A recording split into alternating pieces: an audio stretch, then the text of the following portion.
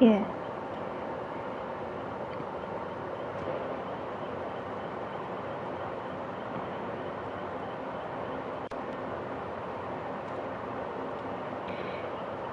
Mm.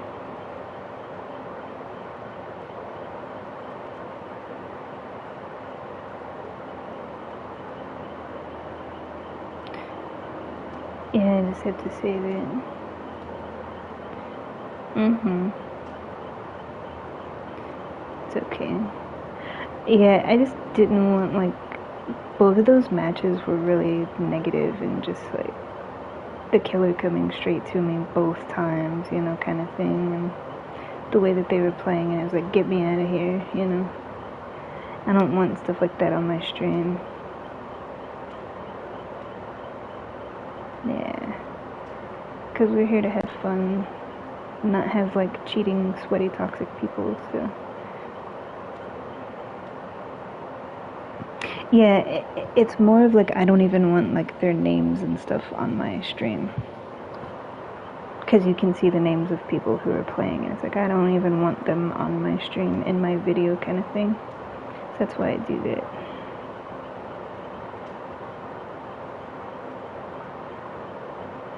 Mm-hmm. No worries. Mm-hmm. Yeah. Wait, what's that? Oh. Where's the... One second.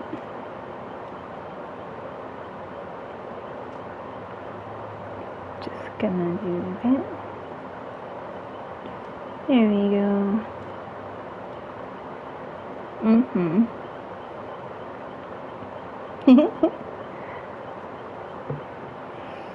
Window washing, yeah.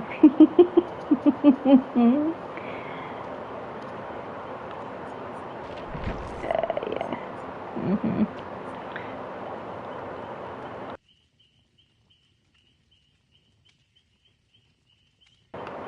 Mm-hmm.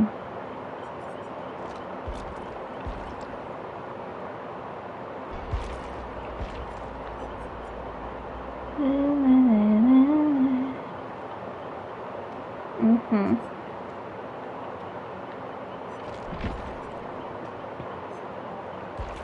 It's okay.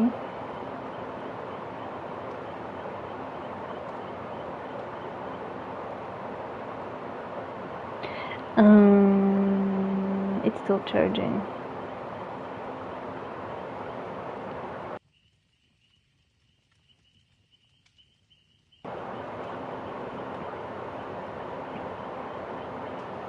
Mm-hmm.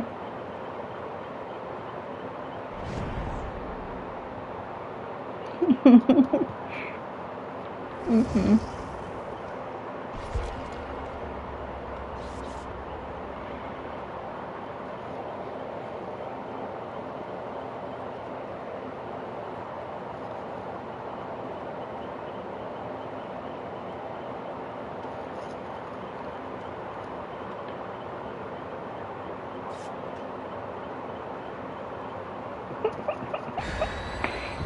Okay.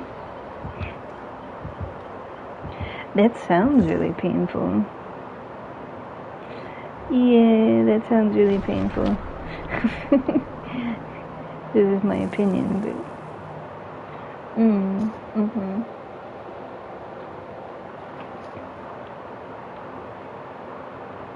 Ooh, yeah. Where it, like, turns to the side. Yeah. Mm-hmm. Yeah.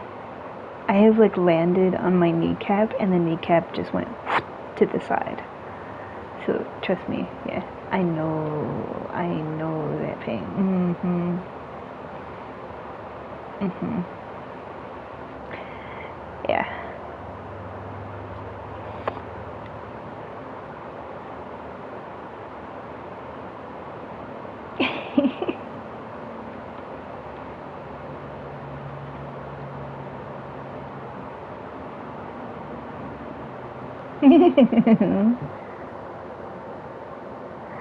It's disgusting.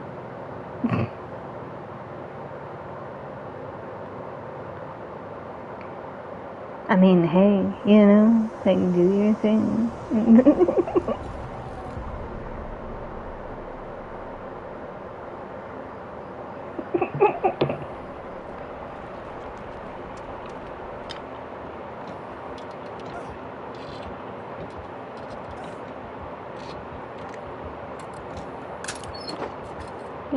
Just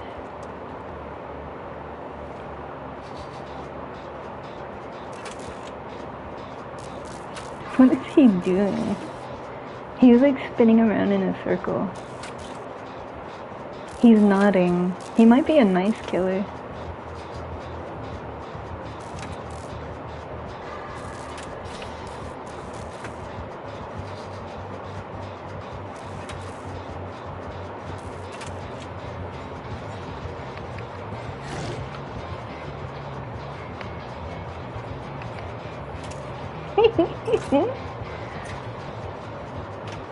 Yeah.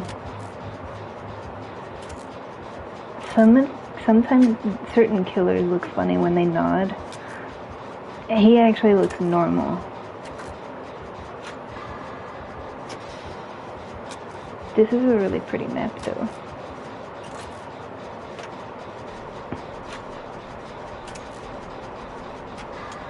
It's the one with the greenhouse, but they changed the inside of the greenhouse. Because it used to have like the rows of like little potted plants and stuff, and like plant pots. They took all of that out for some reason. Either that or that was like that specific one. I'm gonna go over there and see if it's still like that. Because I liked the greenhouse. Because there's one alternate version of this one where it's like the gazebo. I like the one with the greenhouse because you see all the plants. So we're gonna see.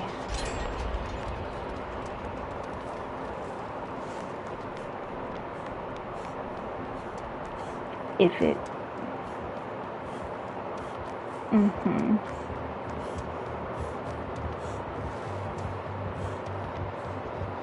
See, they have the plans. Okay.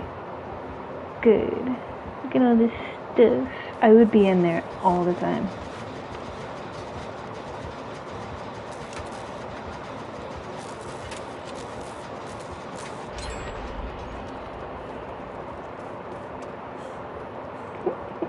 Look at the little sprouts.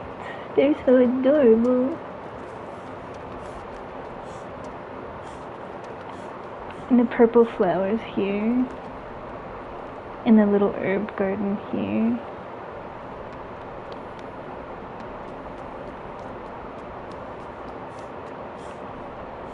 Let me see if...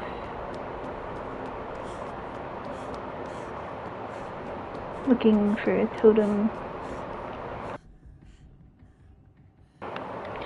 Do you see the blue jay that's like on the wallpaper? It's a blue jay.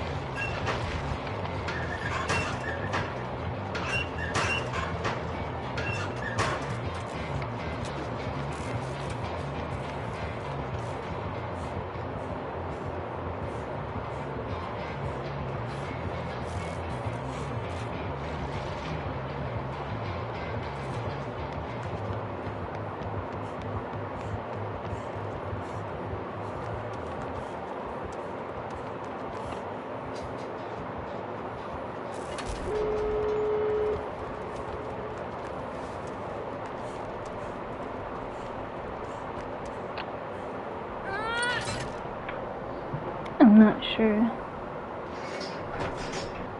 The little fireflies.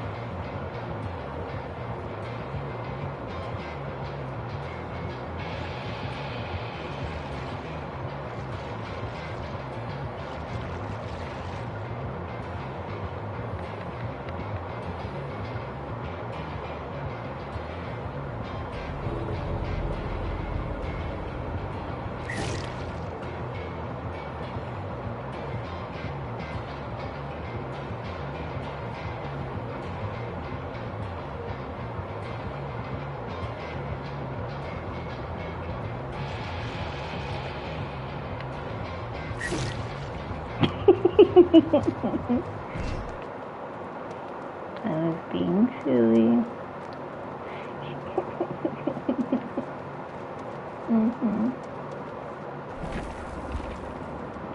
Yeah.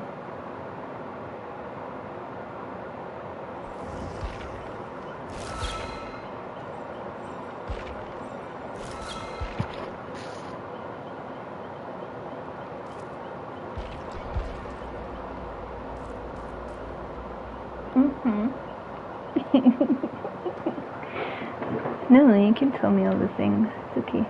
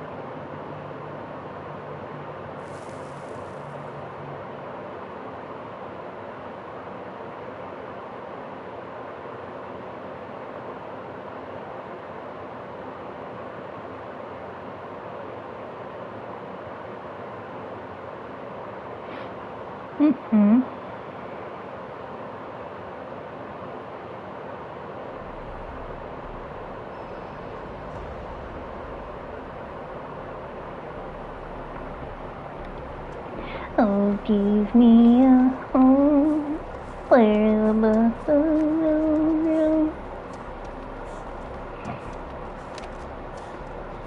Hey,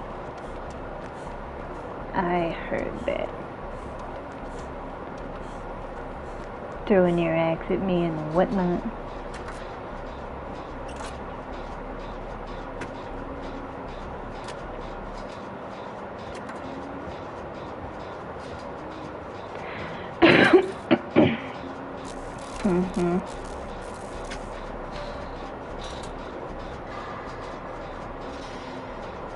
It's your friendly neighborhood huntress. It looks funny when she's holding the axe up.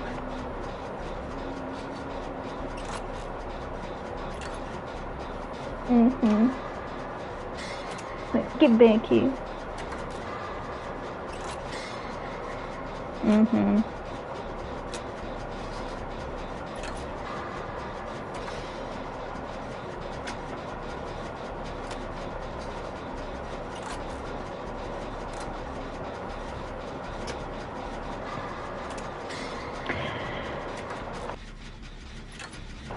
I've already seen gameplay of Jason because they have Jason in a PTB right now.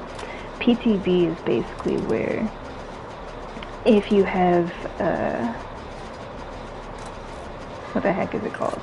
Steam, and you play on PC, then you can play the PTB, which always comes out like 2 weeks before they release something. And he actually looks like fun to play.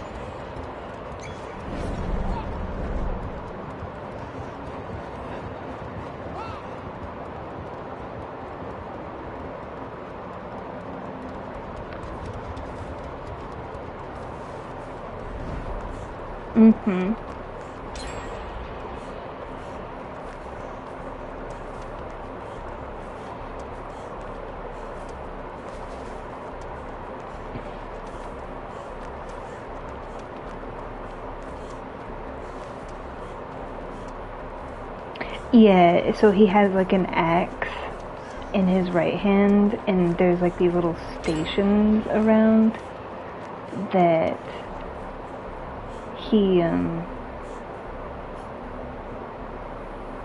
picks up like extra weapons, like shovel, harpoon, different things.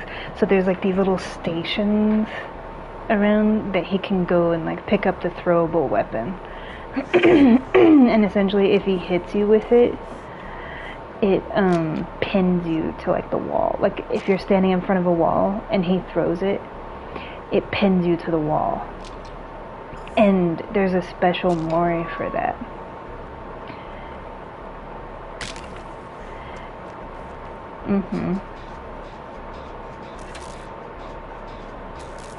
Yeah, it plays like in the, you know how like in the very beginning of the match when there's a Michael and you're playing as Michael, you hear like the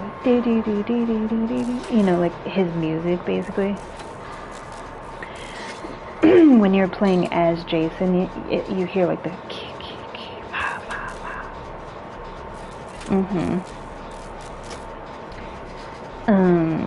he has like his classic outfit, and then he has like multiple colored like flannels and stuff, but he has like the hockey mask and everything. And his ability is similar to Spirit, where when you use his power, you can kind of like zoom across the map and surprise people. And if you surprise them, it's like it stuns them. Yeah. So he kind of has the same ability as Spirit, where you can like go invisible and zoom to it, similar to Wraith too, like Wraith, Spirit, all those characters.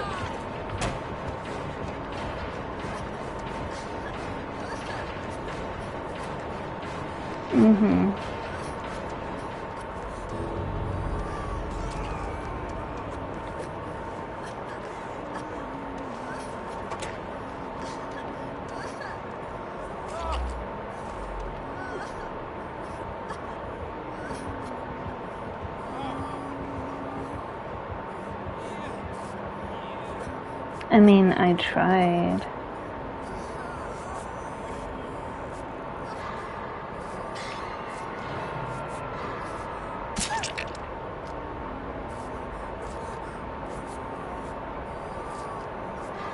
Yeah, for some reason she's camping him though.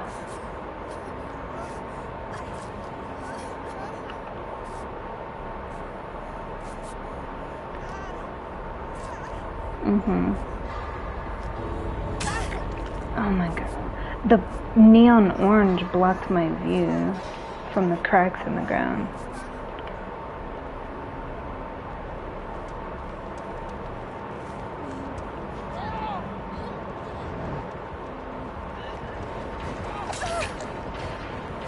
Protection hit. Oh yeah. That's how you do it. This is how you do it.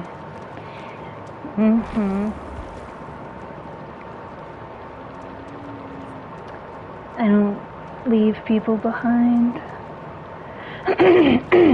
She was a 2900. I thought by the way that she was playing that she was like brand new. Didn't you feel that? Didn't you feel like she was kind of new because she wasn't really getting any hits? He's the only person that she hooked. She wasn't landing her shots. Like, it was a really slow match. Like, nothing was really happening. And she wasn't being nice. So I'm like,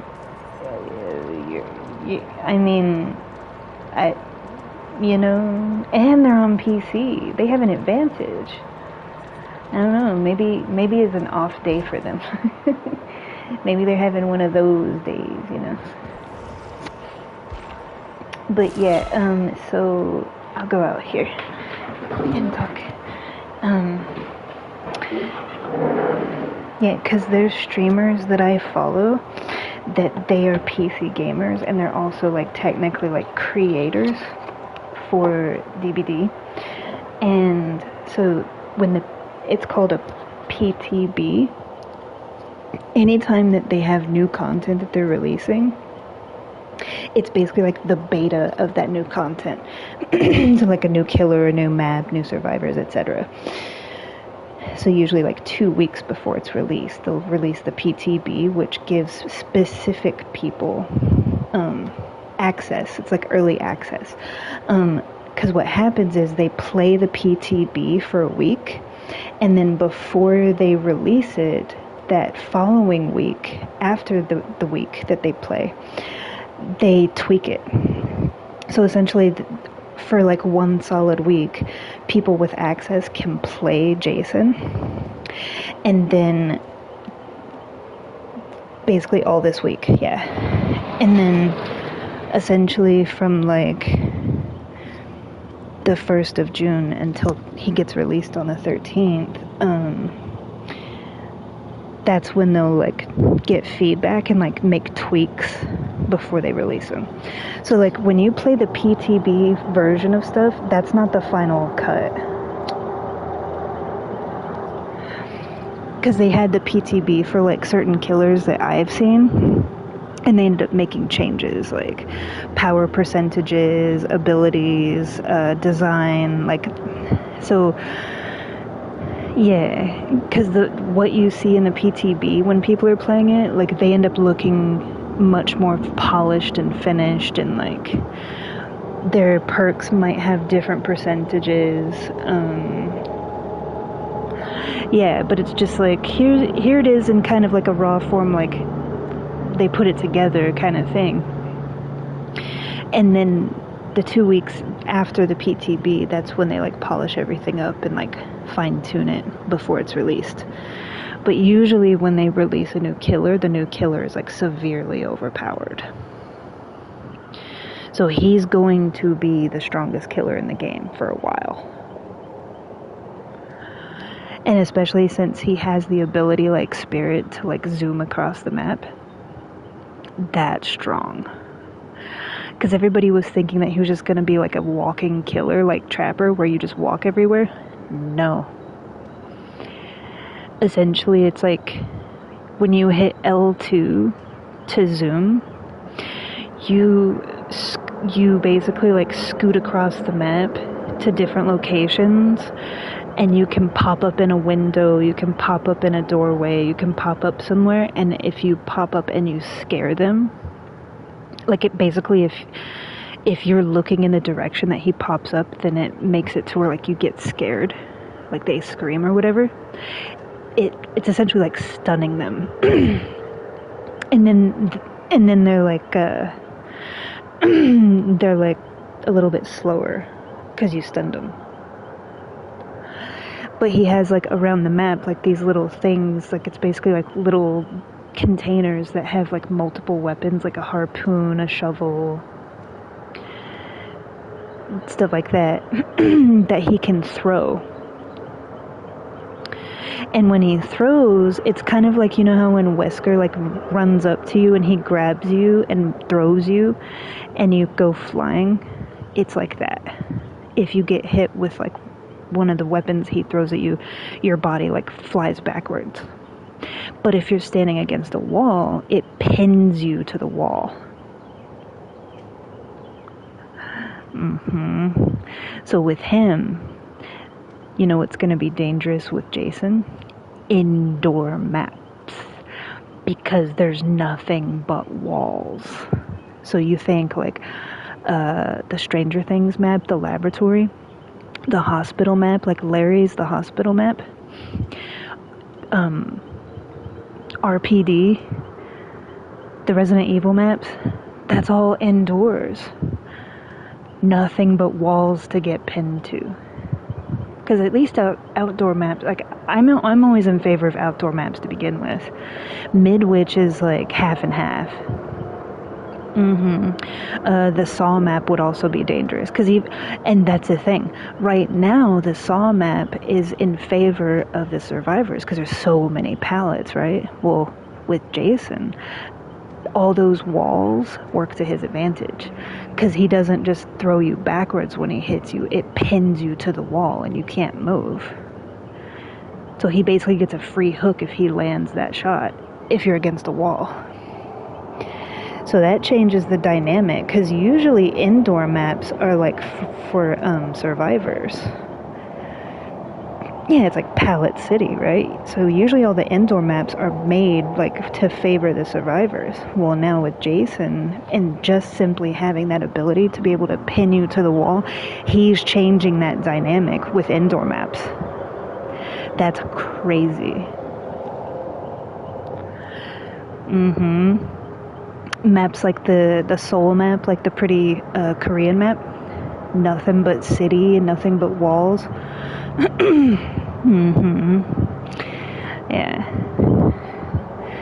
So.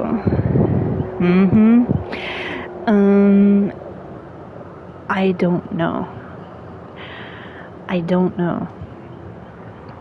There's talks that they just haven't shown the Crystal Lake map. There's talks that there's actually going to be like a Camp Crystal Lake map, that they just didn't release it for the PTB.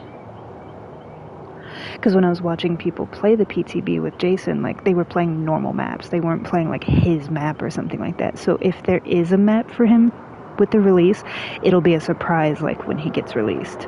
But it could be one of those things where like they're still working on it because they have 3 weeks.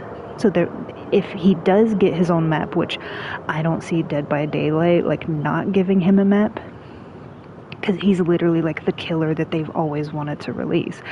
That map has probably been created for a long time and they're just like updating it.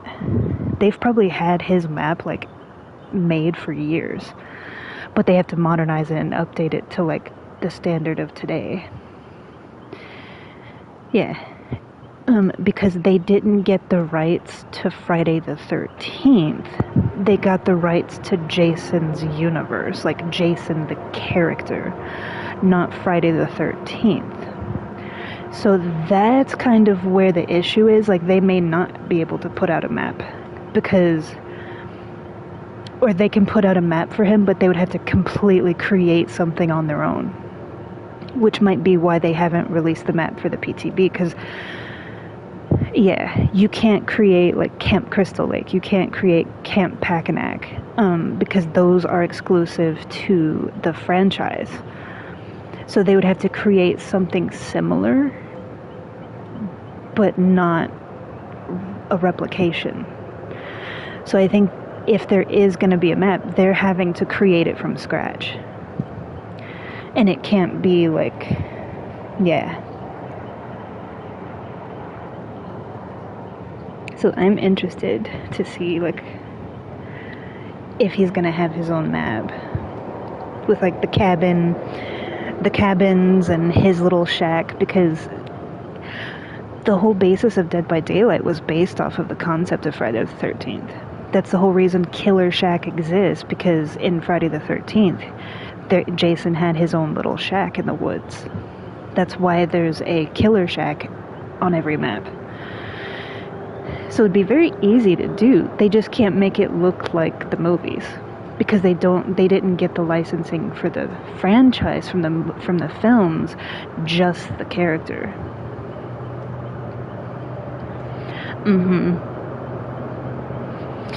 Yeah.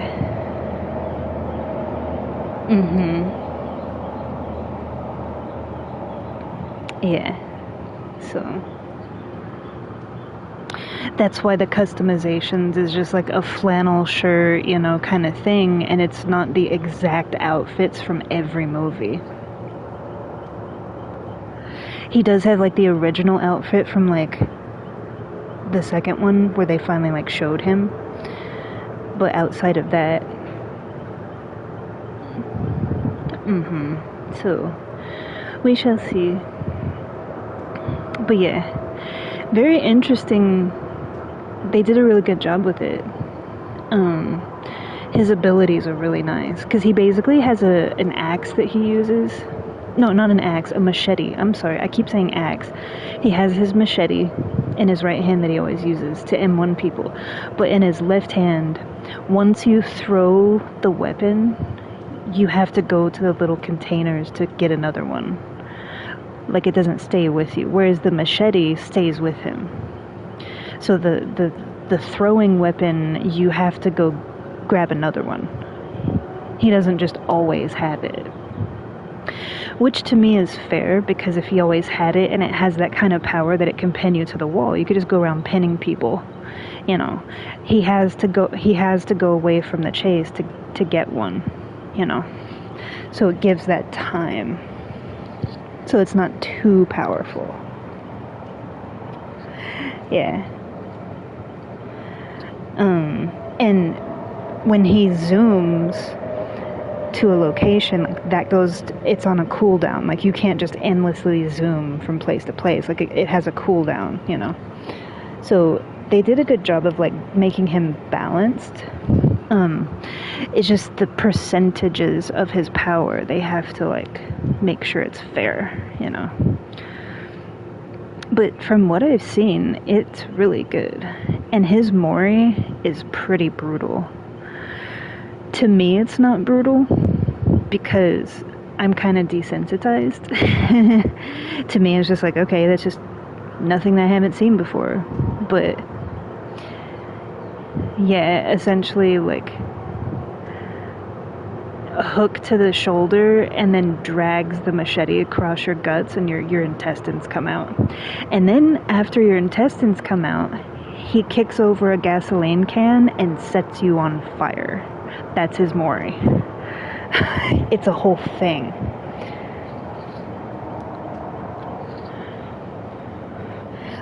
Yeah, like, it's really detailed, and it's like multiple things. It's not just like hitting you over and over again like some do. But the balance of that, because like, say if you're mooring people in game, the longer your Mori, the more time the team has to like finish gens. So if you're busy mooring somebody with Jason's Mori, his Mori is the longest Mori that I've ever seen. So yeah, it's really cool. But if you Mori somebody, they could finish gens in that time. So you have to be careful. Because it's like really cinematic and it looks good, but it's a very long Mori. Yeah. And it's like, while you're over there doing the fancy Mori, like, they're gen rushing you. So he would be one of those killers that I don't Mori every single person. I just Mori the last person at the end. Yeah. Like, that's how I would play him. Because his Mori is like 20 seconds long. Yeah. 3 people can hop on a gen and finish it in 30 seconds. So, you know.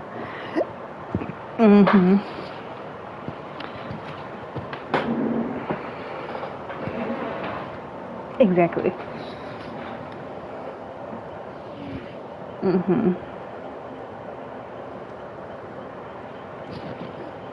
But it's really good. It's really good. I think so far, basically, like, what I've seen so far, I really like with him.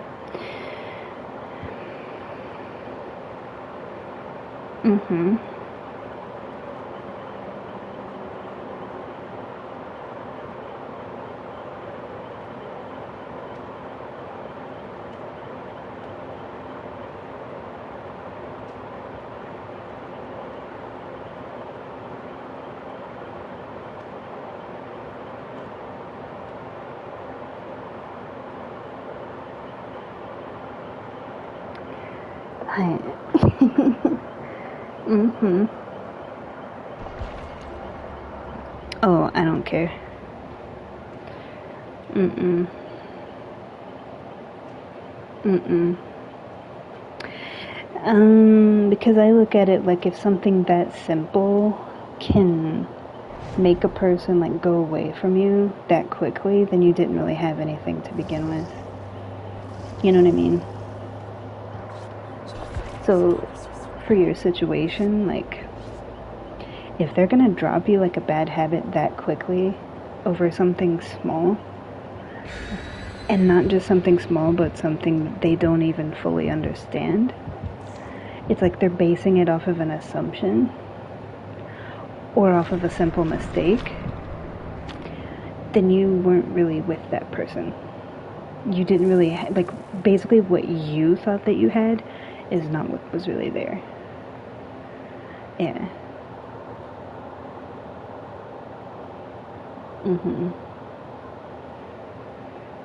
It's like, okay, so that was nothing, I guess.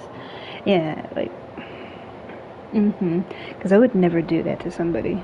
But if they do it to me, like, okay, you know, you can't make people want to be with you. Bro, I'm plugging in my controller, dude. Like, get off me.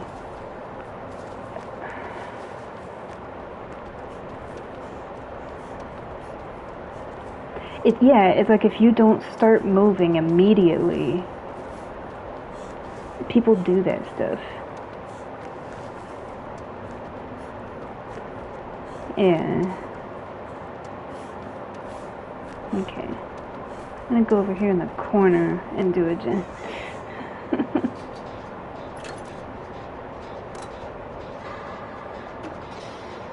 Yeah.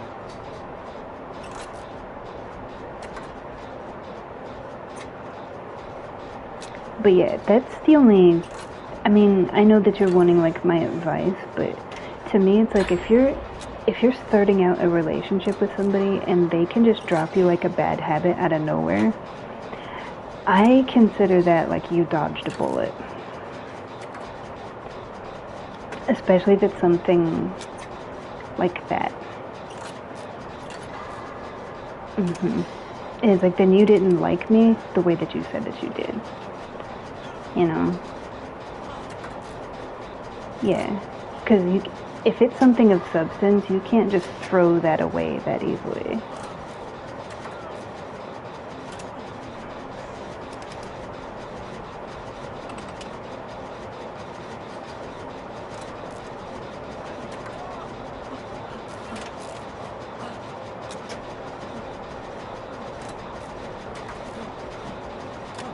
Mm-hmm. Yeah, it's like when I speak of true love, when I speak of depth, when I speak of all of those things, it's not just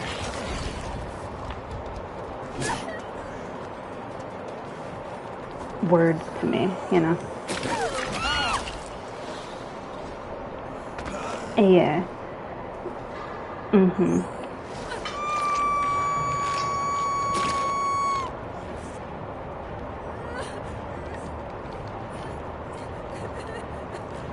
Mm-hmm, exactly. It's like we are not the same.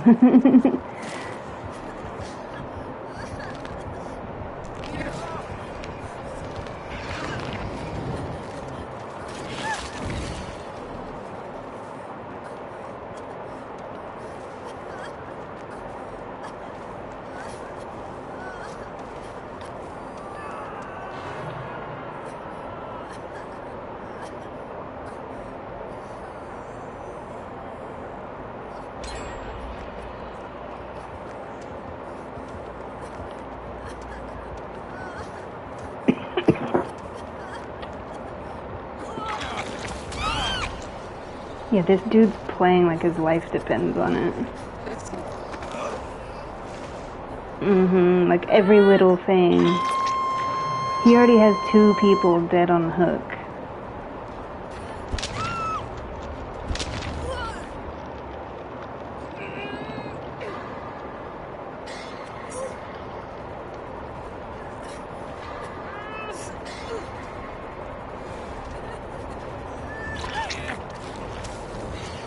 Bro.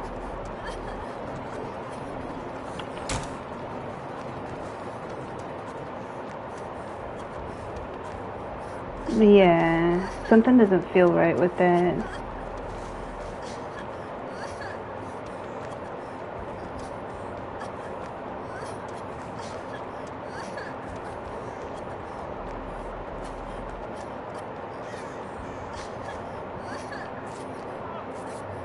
Mm-hmm.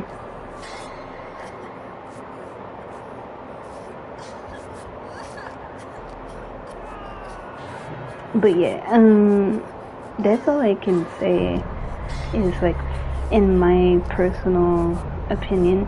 Now, there are exceptions to that because it's like if something happens, like they cheat on you or something occurs and you have like self-respect and you're like, I'm not gonna deal with like being lied to, I'm not gonna deal with like being cheated on, just because they choose to leave because of that doesn't mean that they didn't have feelings for you. It means that they respect themselves enough to not subject themselves to those kinds of things. But if it's little stuff like what you're saying, that's petty, silly stuff. Yeah. If they're willing to like just ghost you because of that, they weren't really serious from the beginning. You were just a placeholder. You were literally just a placeholder. It was like you were just somebody that was giving them attention and feeding their ego. They never really saw you as like a significant other. Yeah, it's like they didn't even give it a chance to build something. And to be honest, if that's the case, you didn't really get to know each other. Like, you were leaving before you even actually got to know me as a person. That's why I believe the way that I believe of like knowing somebody, building that foundation, building that trust.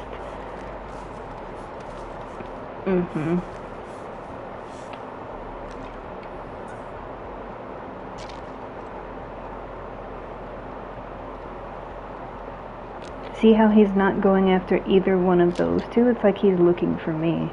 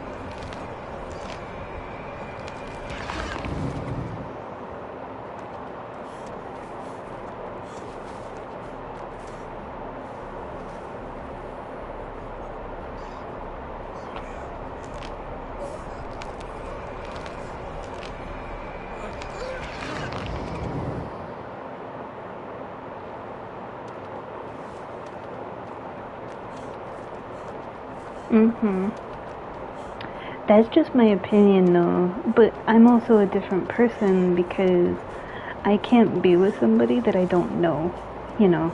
Like if you're spending your relationship getting to know each other, yeah, like you're never gonna know anybody in like totality.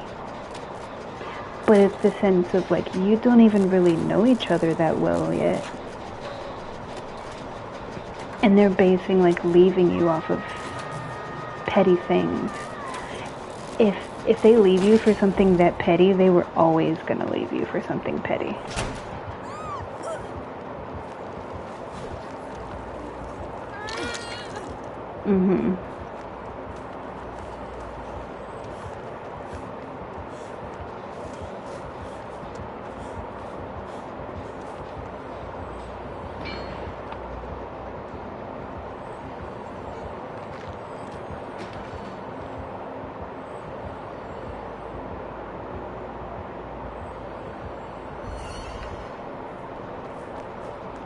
was trying to get rid of the little bubble on my head. Yeah, like it's normal. Like it takes time to get to know people and to build trust and affection and true, like genuine love. That doesn't just happen like in a snap of a finger. That's lust. That's not love. But it, you know, from what you're saying, it sounds to me like it was just lust and they're willing to separate from you over stupid stuff, basically. If that's the case, you're dodging a bullet because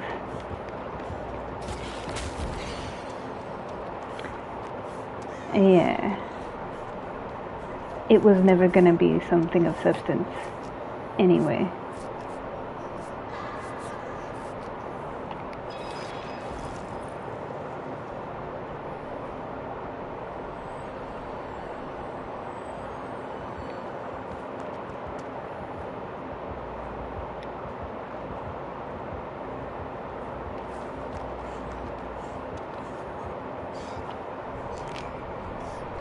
Yeah, and that's just my opinion, but I'm different when it comes to relationships.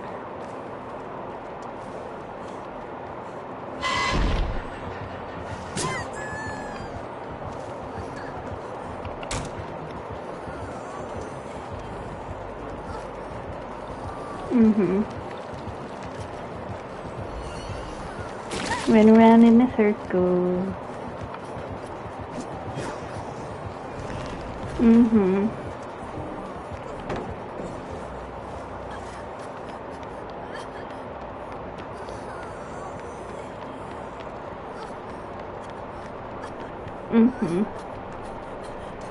Yeah. And, you know, people have a right to do what they want to do, you know? Like, if they want to leave you, that's their right, you know? For me, it's like, I'm not going to judge that person. But if you're going to leave somebody before you even really know them that well, and you're leaving them for something that's stupid, or something that you don't even really know about, and it's like a misconception or an assumption, then you're not really missing out on anything.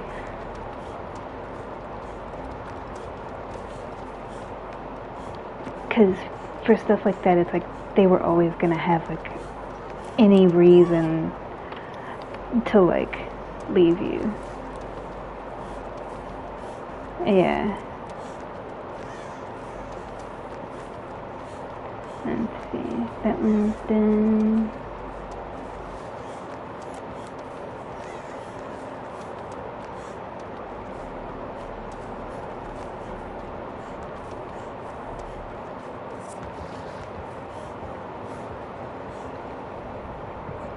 I don't like people clicking at me.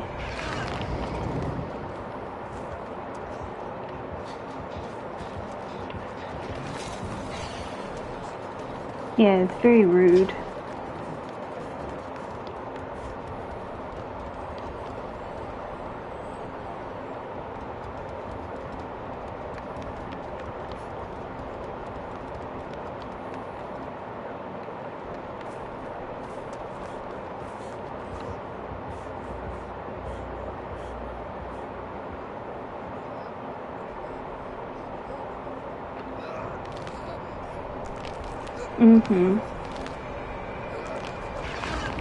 Yeah. Well, think about it. Like, you guys haven't known each other for very long.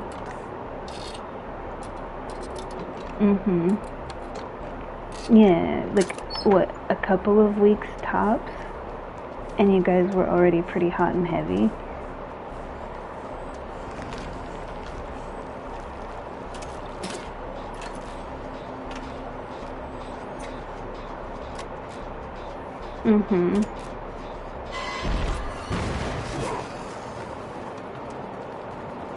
Exactly.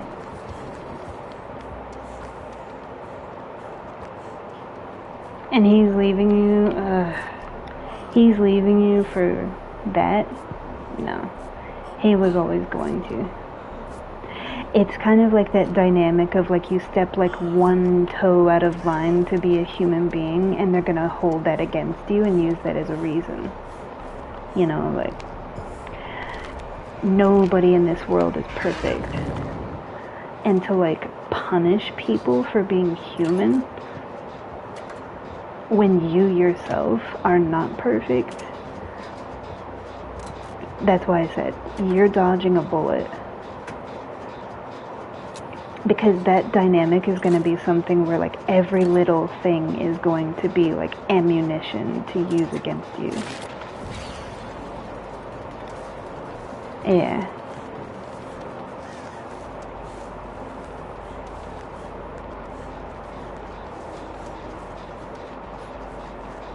Yeah, and that's not a healthy relationship. It's like they expect perfection, but they themselves are not perfect.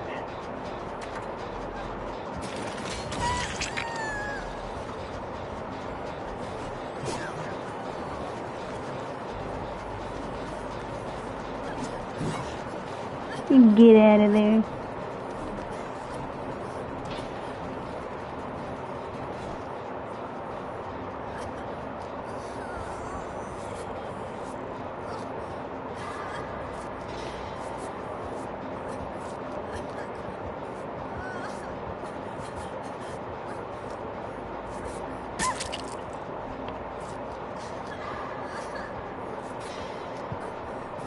Yeah, you don't want to spend a relationship like walking on eggshells because every little thing that you do is being like,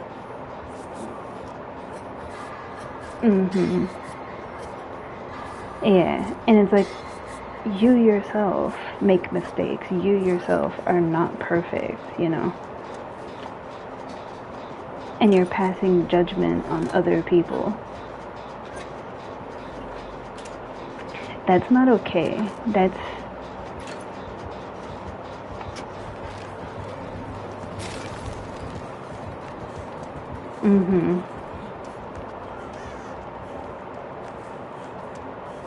Okay, I'll go back around. Yeah, I just don't like that.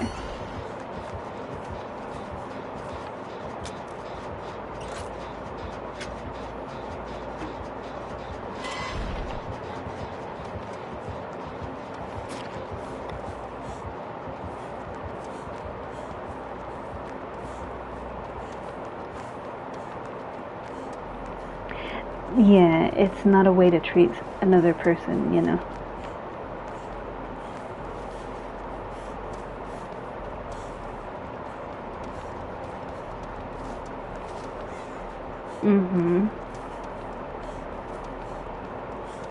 Yeah, it's like you can't step one toe out of line. You can't make any mistakes. You can't be imperfect. You can't be a human being. But it's okay for them to. There's always a justifiable reason. Like, they'll sit there and say, well, nobody's perfect when they make mistakes. But if you make mistakes, they hold it against you. You can miss me with all of that. Like, no. They're wasting your time. That's not love.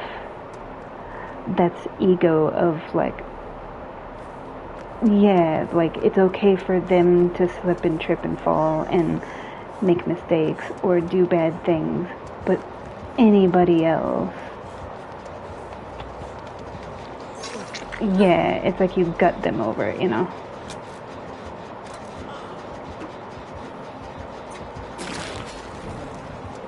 What are you doing, silly? Why don't they heal each other is my question. There they go.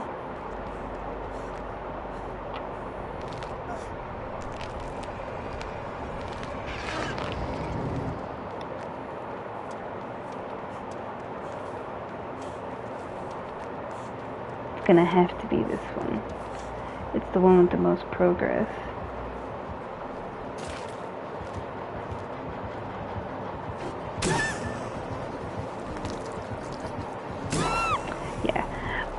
I'm just ready to go.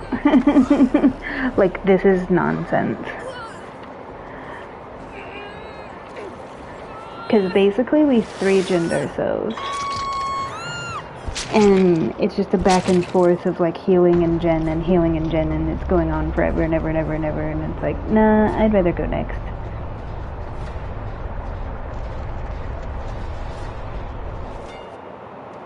Mm-hmm.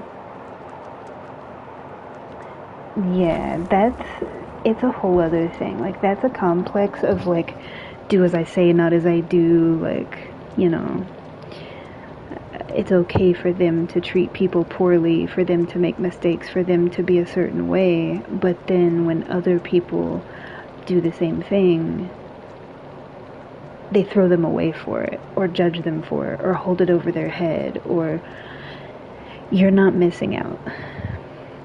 I know that you were having feelings for him, but in all honesty, like, they were always going to find some petty reason. And you can't spend a whole relationship like walking on eggshells. Like, they're allowed to, you're supposed to always forgive them for their stuff.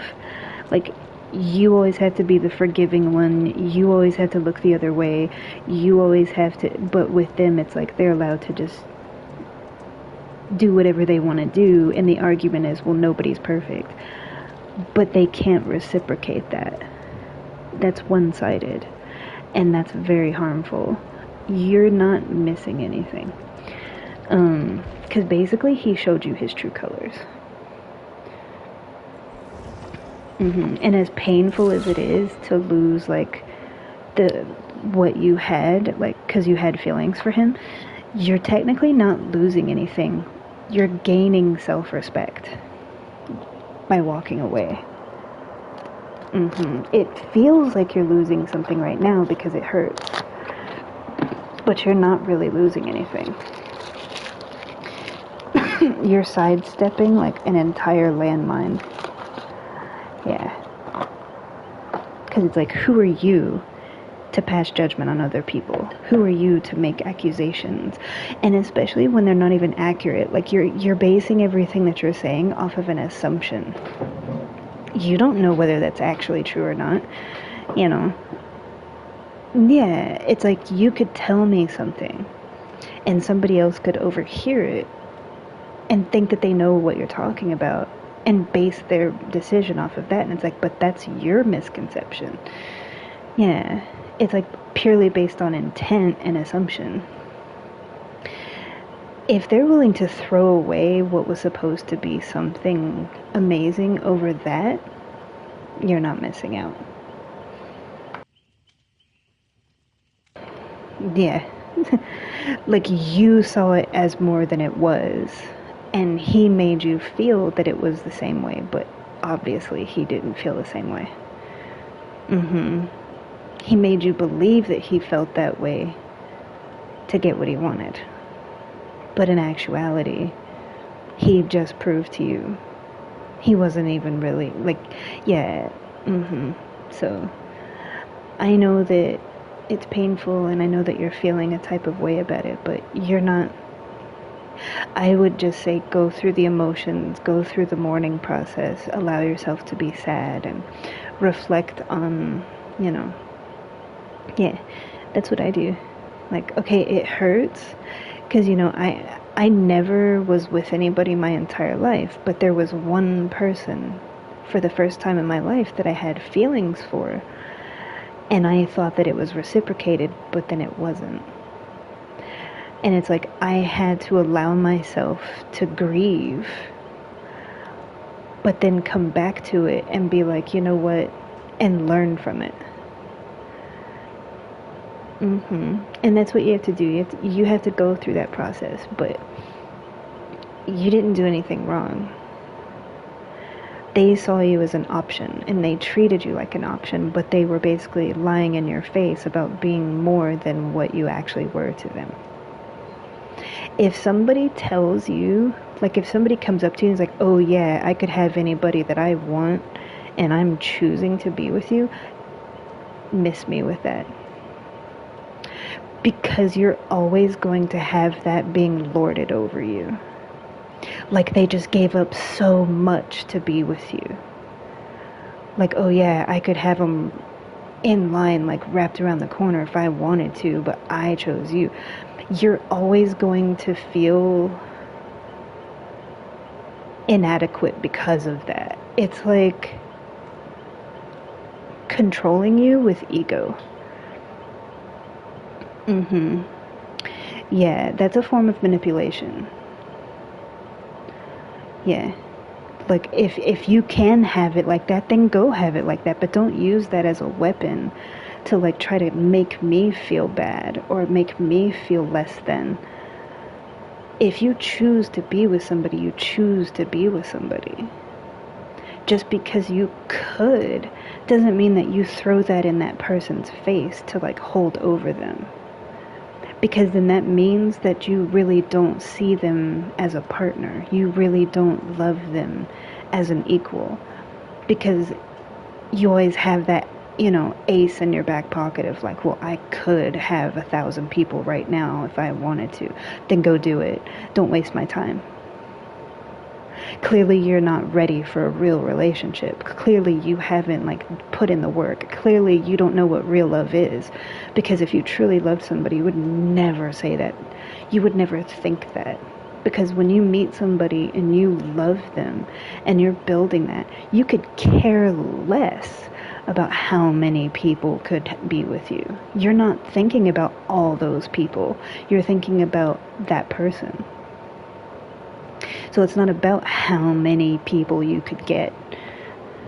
So a lot of people in this world could say that. There's a lot of like attractive, smart, hardworking, like, so, like respectable people in the world. You're not the only one, So to try to use the fact that they could have like anybody that they want at any time as ammunition to make you feel a certain way, they don't love you. Because why would you weaponize that to hurt the person that you love? Why would you want to hurt the person that you love at all? It's like a way to try to establish like the dynamic of like, I'm the one that's desirable of the two. So I'm the one that calls the shots, because I got it like that. You don't have what you think you have. Because all those people, they just see you as sex. They see you for your looks. That's it. So that's really all you are to people. Whether it's money or fame or fortune or looks or whatever. If you're going to use that to make a genuinely good person who actually loves you feel bad, then you don't love them. Because when I love somebody, I could never hurt them. I could never try to make them feel guilty for being with me. Like, oh, I just got so many choices, and I'm choosing to be with you. Like, you're sacrificing the many and choosing them. And it's like, if you really love that person, you wouldn't even be thinking about the many. You wouldn't have all those people on your profile. You wouldn't be following like all the hoes. You wouldn't be looking at their pictures. You wouldn't be looking at their videos. Like, yeah, like, because if you really aren't about that, you wouldn't still be surrounding yourself with it. You wouldn't still need it. So you dodged a bullet. Yeah.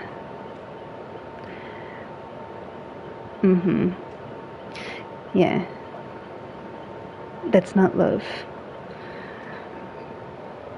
That's not love.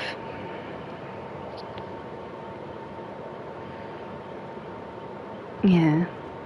Essentially, you were just a placeholder. It was an option. And they make you feel like you're the one that they want to be with. But really, they're still talking to all these other people and throwing that in your face. Like, no. Don't even give it a second thought. They're not worth your time.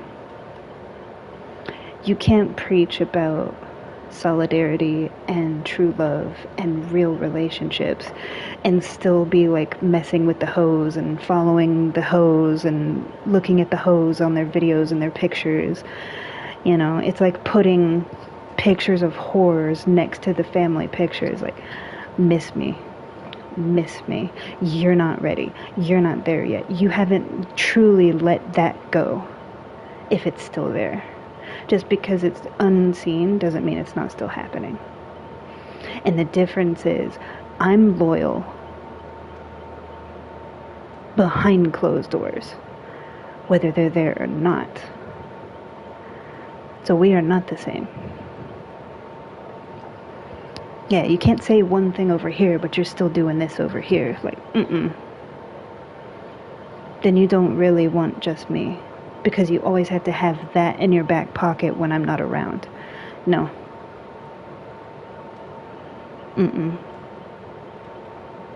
No. Yeah, exactly. It's like you're the one that's not ready. It's not me that's not ready. You're not ready for this level. This real level of love and trust and commitment. What you think you know, you're not exemplifying through your actions.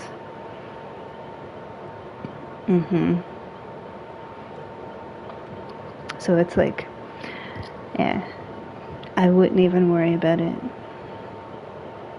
Like, don't make me feel like I'm immature or not ready for something when I'm more ready than you could possibly fathom. I'm on a depth that you couldn't possibly fathom. And the proof of it is through action, not just words. Yeah, because you can't do one thing over here but be doing this over there. Like, you can't still be following the whores, but then over here telling this person that they're the only one. Like, then why do you need that? You know? Yeah.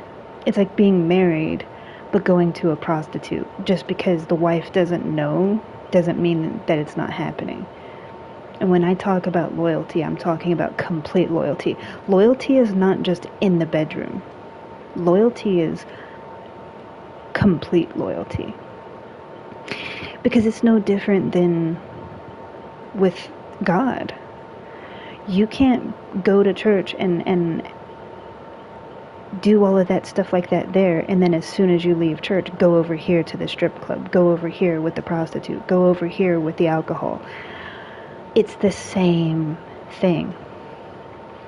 Don't come to me speaking of love when you haven't actually let that go yet. But then trying to convince me that I'm the one that's not ready.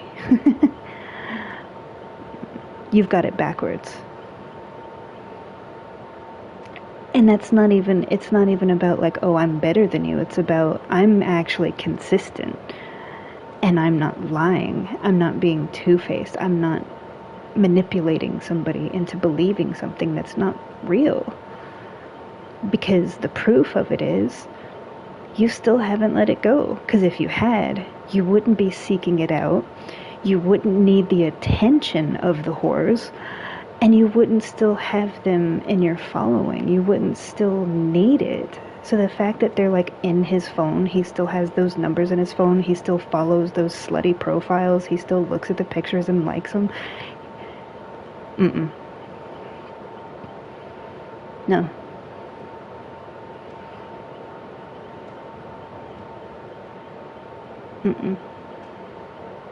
Because for me, you won't find that. Why? Because I don't need it. Why? Because I don't seek it. Why? Because that's not who I am, and it never has been. And when I say that I love somebody, I love that person and that person alone. I don't need the attention of the masses. I don't need other people to make me feel a certain type of way. I'm secure and confident in who I am, and I carry that conviction. You know? And it's all the time, not just, where it's seen. Therein lies the difference. So just like with God, you can't fool God. You can't speak his word one day and then go commit murder the next, on the back end, just because, nobody sees it, they don't know. Having people in your DMs, following those kind of pages, liking that kind of stuff, seeking the attention of those people. Somebody that is actually committed, somebody that actually loves, does not need of that. You have no use for it. And you don't seek it out because you don't need it. You're not even thinking about that. It's like my thoughts are on the person that I love, making them happy, pleasing them, being in love with them.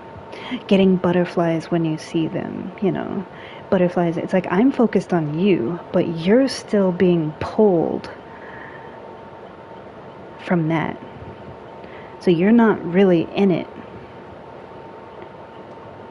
I might have your attention briefly, but you're still being pulled by that over there because you haven't fully let it go yet. I will not give myself to somebody like that. Now, if you put in the work and you do that, and it's like, okay, now I'm ready, and I realize, like, because people are human, and it's like some people just don't realize that, yeah. But from what you're saying, it sounds like to me like they still have the dating apps, they're still looking at profiles, they're still liking stuff that technically is more like OnlyFans content. They're not really interested. They like the attention that they get from you. They don't like you. Because if they truly were focused on you and they wanted to be with you, none of that other shit would matter.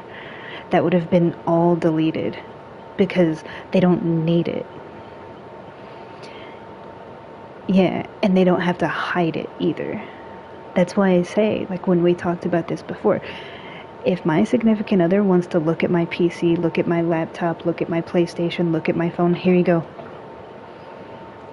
You want to look at my followers, the people that I follow on Instagram, go right ahead. The people who follow me, go right ahead. My DMs, go right ahead. My text messages, my phone calls, the apps that I have on my phone. I have nothing to hide. Because that's me. I don't say one thing and do another.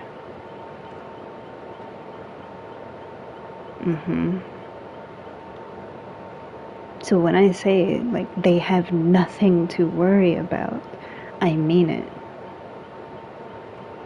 The problem is, it very rarely is reciprocated. Not to say that it's not, but like in your case, like you were willing to give all that up, and you did. Because the second that you and him were going together, it was like you stopped a lot of that stuff. To the point that we even had that conversation when I came to dance. Like, you weren't doing a lot of that stuff. You weren't going on, like, casual dates. You weren't, like, hitting up the dating apps. You deleted all that stuff. Like, you actually were focusing on just him. He wasn't. He made you feel like he was, and he said all the things to make you think he wanted to be with you. But all the stuff still going on in the background proves that it was a lie.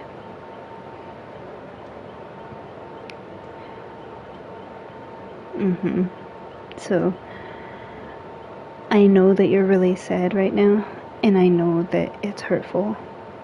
It's always hurtful when you realize that it's one-sided. Trust me, I know. But it doesn't make you less than. And it teaches you the lesson of, sometimes people aren't what they seem. And it hurts, I learned that the hard way many times because I always believe the best in people. And I give people chances, and I've learned my lesson on a multitude. So I'm not, immune to that. I'm not immune to that at all. But that doesn't change my heart. It will never change. Like, I will never stop being me because of that. And that also doesn't mean that there aren't people out in the world that are like that. It just means, unfortunately, sometimes it's, a little bit harder to find. Not everybody is like me in the sense of, like, when I say only one, I mean only one. And there is never anything else. Because I don't get tempted. I don't get lonely. I don't feel like I need something. I don't need attention. I don't need the sexual satisfaction. I don't need to to look at things. I don't need to lust after people. Because I'm content within myself. And I love who I am, and I love my life. I love what I do. I love what I'm living for, and I love him. So I'm a very simple person. I don't need all of that stuff. I don't need the next high. I don't need to get drunk. I don't need to get the thrill of cheating, or the thrill of stealing, or that's not my definition of thrill.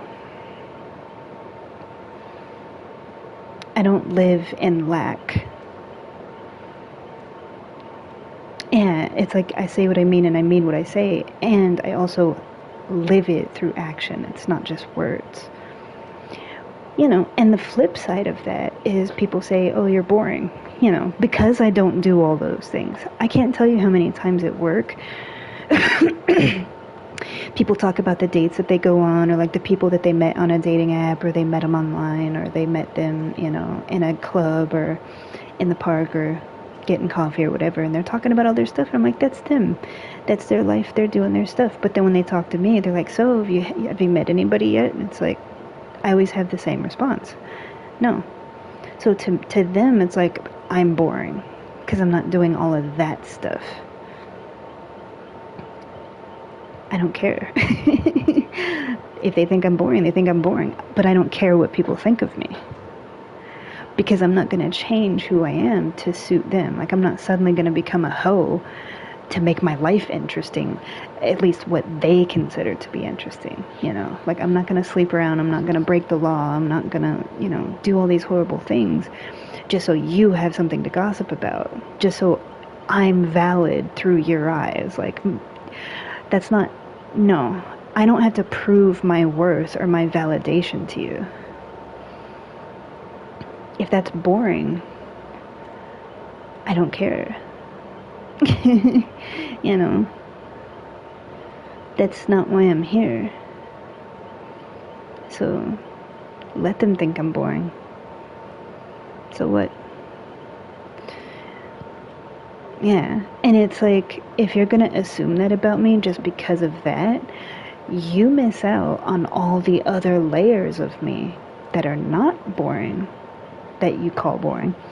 There's so many other layers that you're not gonna ever experience or see because you passed judgment on me from the start just because I didn't do these things.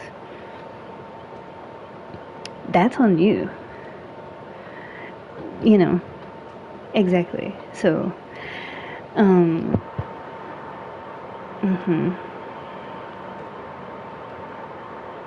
exactly.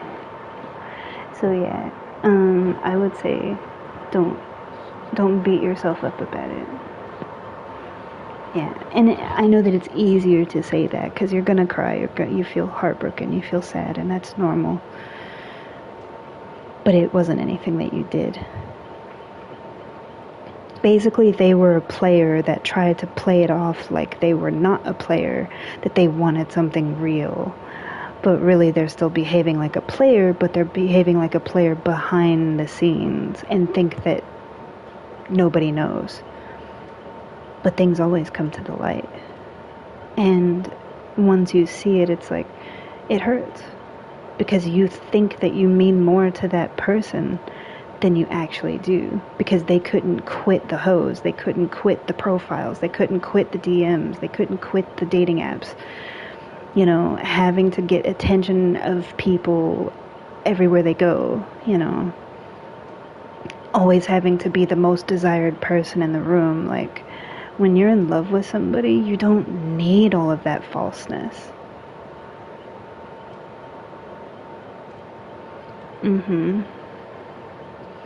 Yeah. And I know this sounds kind of weird, but it goes back to what I said like last year, is like, when I love somebody, they're the only person that comes into focus. Everybody else, it's like I love and I see the beauty in everybody, and it's like I appreciate them for who they are, but that person is the only one that like comes into focus, that has the vibrancy, that has the color, that has the love, that has the warmth. Everyone else is just kind of there. Because you don't need all of that. So, but that's me. You know, everybody's different. So I know I keep repeating that, but it's true, because not everybody sees love the way that I do. Not everybody, some people would consider how I am like to an extreme. And it's like, just don't confuse that with like excluding people from my life. Like, yes, I may only love this one person, and I don't need all of that external, but that doesn't mean that I don't also still have healthy friendships, coworkers, family. Like, that doesn't mean I'm shutting out the world. It just means I'm not lusting or seeking out attention from other people when you already have somebody that you love. You don't need all that crap. So there's a difference. Yeah.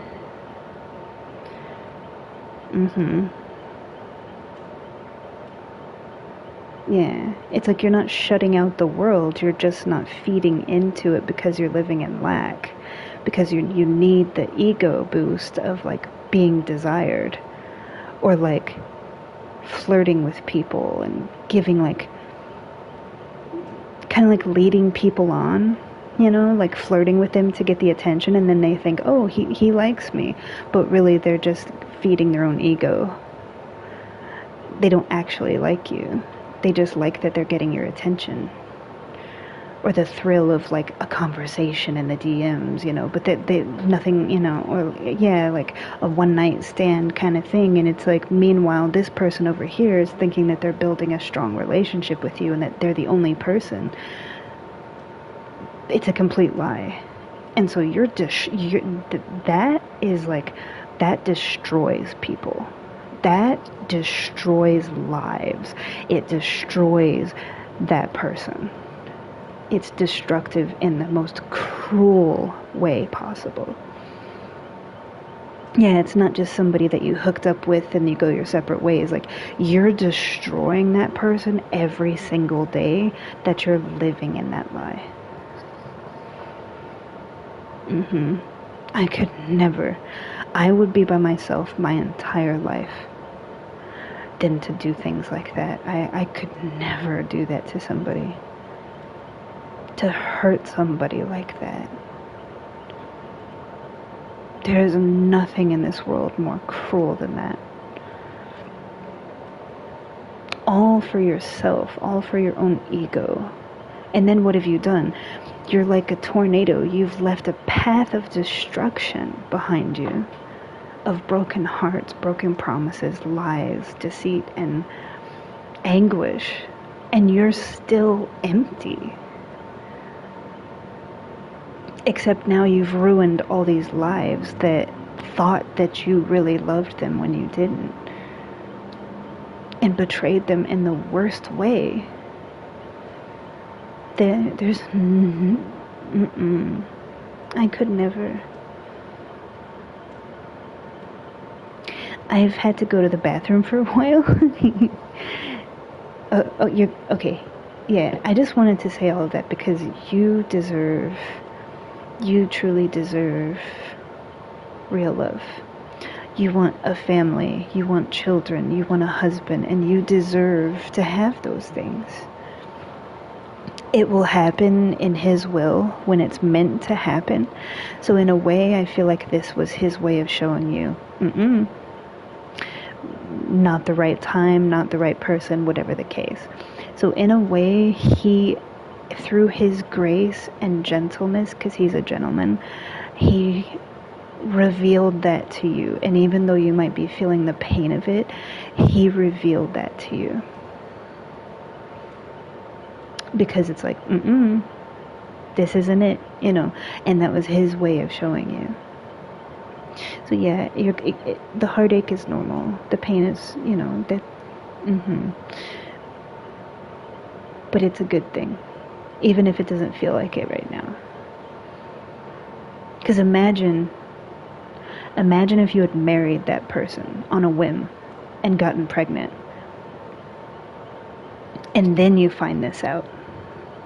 not only would you have been cheated on for all those years, but now you have that dynamic where you've like really locked in with somebody. Yeah, and now they're just like an estranged father. So you're raising a child without a father, you know.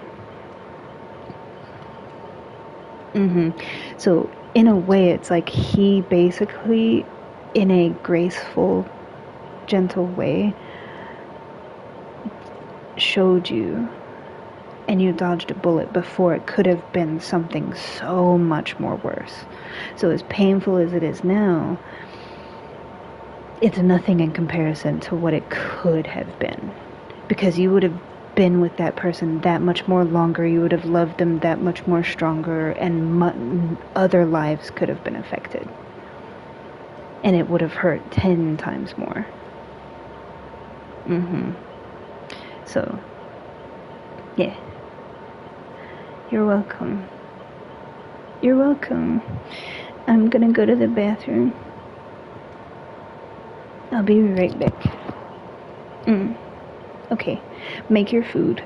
I'll be back. It'll probably take me a couple of minutes because I want to like clean up the bathroom a little bit. There was some like stuff in there. So give me like 5 minutes or so. Yeah, I'll be right back.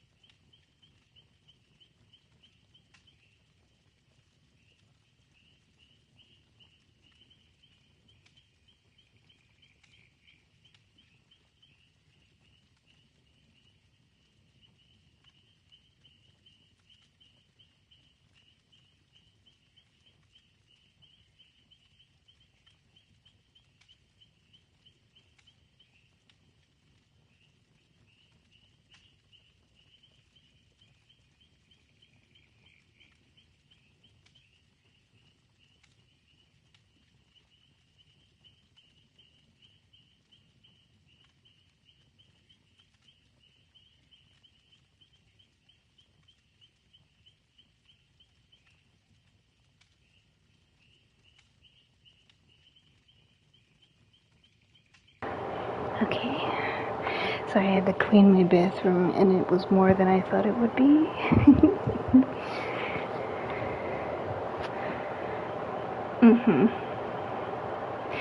Yeah. My roommate like had stuff all over the place, but I didn't realize that they had tried to dye their hair. And when they did that, they got hair dye everywhere. Yeah. He's just like silly. Cause she dyes her hair like different colors. Yeah.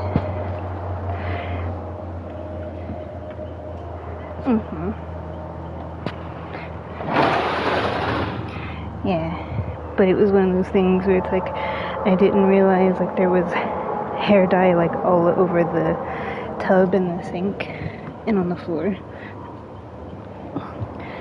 So I had to kind of do a once over with everything, but it's all good. Yeah. She was bleaching it and then she dyed it like yeah, she was dyeing it like a honey blondish kind of color. But she has like naturally like dark brown hair, so yeah. Yeah, the goal that she was trying to do was like give herself like honey blonde highlights. She ended up just doing the whole thing because they weren't even, and every time she would like try to make it better, it would just get worse and worse. So she was like, okay, I'm just gonna do the whole thing. But initially like she bleached her hair first and then did it, so it was like this whole process. But yeah, there was just like stuff all over the bathroom, like towels, and the bathroom smells like hair dye and bleach, and yeah, so I was like getting the stains and stuff. But it's all good. I hope I didn't take too long.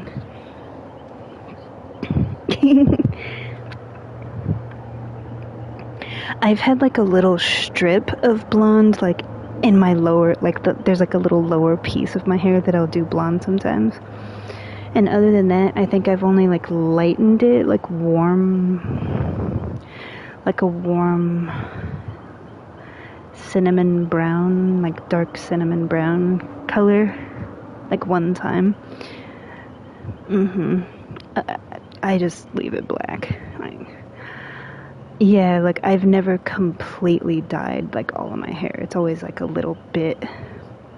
Like when I did the warm cinnamon brown, it was like here and there and here. It wasn't like the whole thing. And to be honest, I like my hair color. I like that it's black. Yeah. And I like the texture of my hair too, because I have a lot of hair and it's like really thick and curly. But it also like is really super easy to straighten if I want it straight. So like I'm always happy with my hair. I don't put like when I was younger, I had it shorter. And I used to use hair gel to like style it. I stopped doing that like years ago. And I don't use like chemicals, because everything that I put in my hair is natural. So yeah, it's like my natural hair color, my natural hair texture, and then like natural stuff that I put in it. So when people ask me like, why, how is it so shiny and soft, like it's because I don't put stuff in it.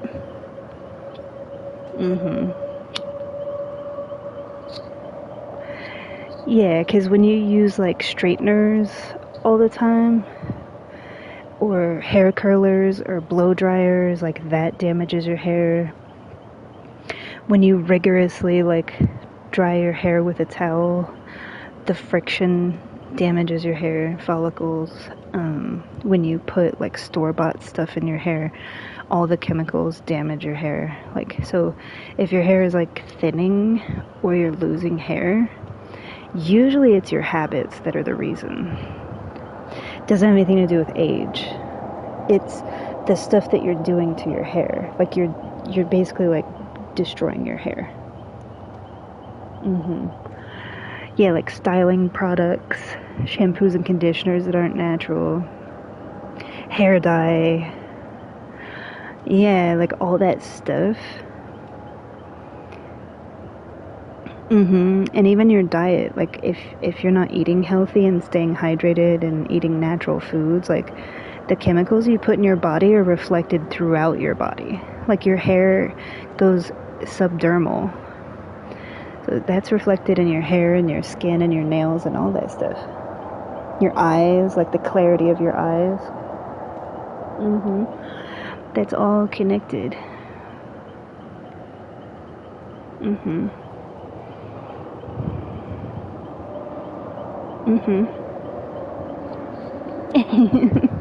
Yeah.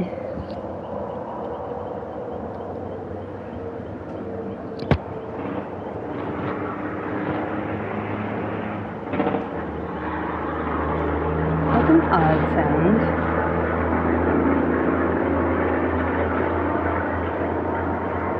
It was like brrr, brrr. It was a really weird sound.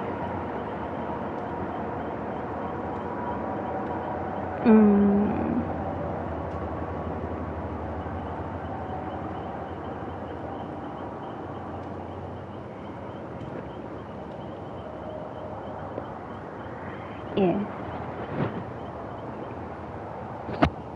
But everything that I said, that's how I feel. That's like my point of view towards like a relationship. Yeah. Because being ready to have a relationship isn't just not sleeping with other people. It goes beyond the bedroom. If you're still humoring other things, you're still leading people on, you're still doing those kinds of things, you're still not ready. Because to be in a committed relationship with somebody, you don't need all of that. Yeah.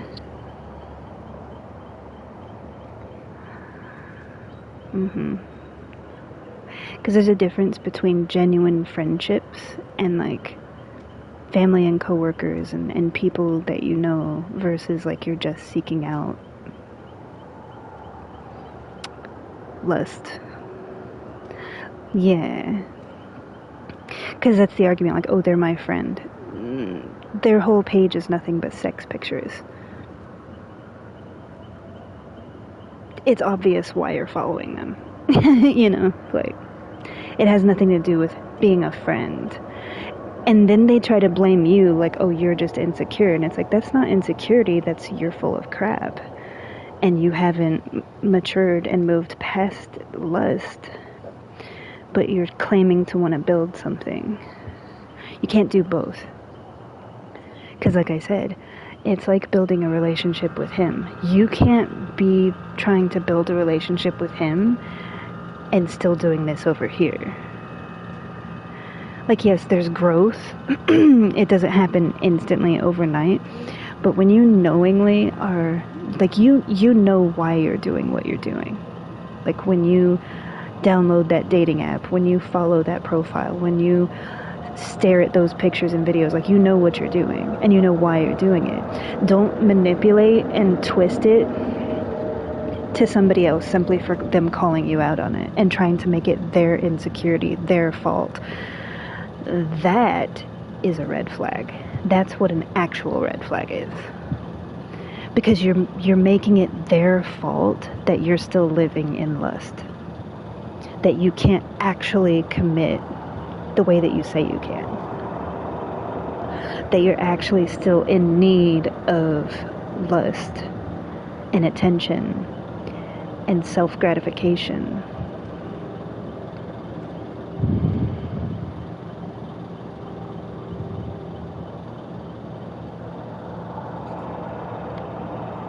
Yeah, all the while saying that you want something real. Like, at that point, they're just blowing smoke. It's like they want both. You can't have both. Because you're betraying your heart either way.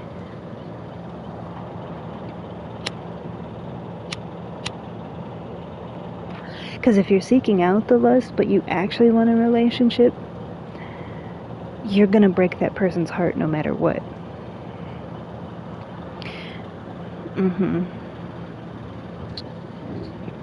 And if you're in a committed relationship, but you still want that, it's like then you're not really genuinely happy, because what you say that you wanted is not what you actually want.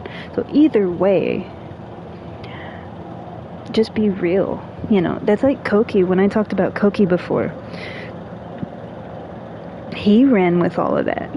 He was partying and doing the drugs and going with, the hoes and all of that. And that was his life. But he also made it known up front, like, I'm playing around. Like, anytime someone was interested in him, he would tell them straight up, like, to their face, like, I'm not looking for anything serious right now. At least he had the balls to say that and be honest about it. He wouldn't tell these poor women, like, oh yeah, I want a committed relationship, but I've got like 20 hoes that I follow on Instagram, and I'm scrolling through their naked pics and their naked pictures and videos and looking at porn behind your back, like hooking up behind your back, going on dating apps behind your back. Like, he would tell them flat out, like, this is what this is, and I'm not looking for anything else. When he met Maria, it was like, he literally, like, once he met her, just met her. He wasn't even, like, exclusively dating her to start with. When he met her, all that went away. All of it. All of it. It was like turning a switch. And he was like, I don't want it. And I had those conversations. He was like, I don't need it anymore. I'm not interested. I want her. That's the difference. Yeah, and I'm the same way. It's like, I don't do all of those things, don't get me wrong. But for me, it's like, when you meet that person, like, none of that other crap matters.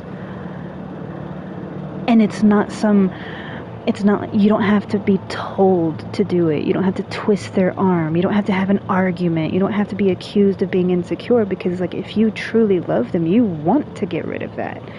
Because you only want that person.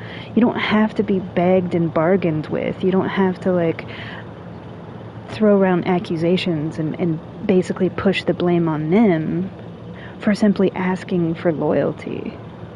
That's baseline. Loyalty is baseline, and loyalty is not just who you're sleeping with. It's how you do everything. Yeah. And it's like, as a matter of fact, it's not an insecurity. It's because I have self-respect, and it's because that's what I bring to the relationship. Yeah, it's like, I'm doing the same thing. Like, I'm not doing all that stuff.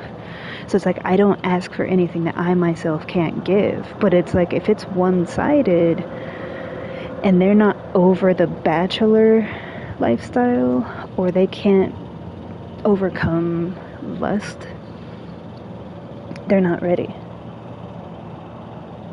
They might want the committed relationship, but they're not truly ready for it. So it's like, you need to face yourself. You need to deal with yourself, because you wouldn't need all of that. And if it's a front, if it's an image and it's a front, all you're doing is lying. Yeah, it's like you're lying to the world about how you really are. You don't think people see through that? Yeah, like, because Koki's whole thing was, like, he had this image of, like, being a ladies' man, of being a player, like, oh yeah, I can, So it was a front. When really, he was just looking for love like everybody else, But he was trying to play it off like, oh yeah, I got it like that, and, all that kind of stuff. And it's like, you're just lying to yourself. Everybody that's in your community and in your circle might think that you're like that, but it's a lie. That's where the wedge is drawn, because it's like, you're putting that wedge there through falseness. Yeah. It's like claiming that you're straight when you're really gay, or vice versa. Most people can sense it. Yeah.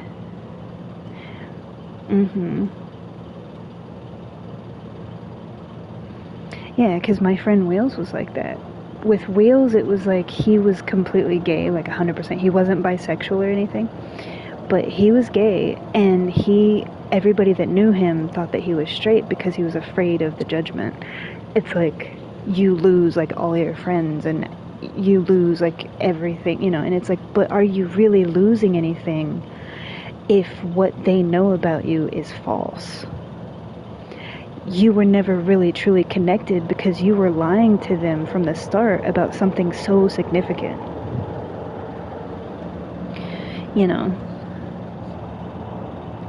Yeah, it's like they never really knew you. It might be hard, it might be difficult, but the real ones would never judge you for that, And like I was his friend, and he was like, "June, I'm gay, but nobody else knows." And I was like, "Okay." When he started to tell other people, yeah, he did lose a lot of friends. But in my mind, it's like you're not really losing anything. Anytime you're telling anything in truth, you're not really losing anything. If you lose somebody off truth, you didn't really lose anything.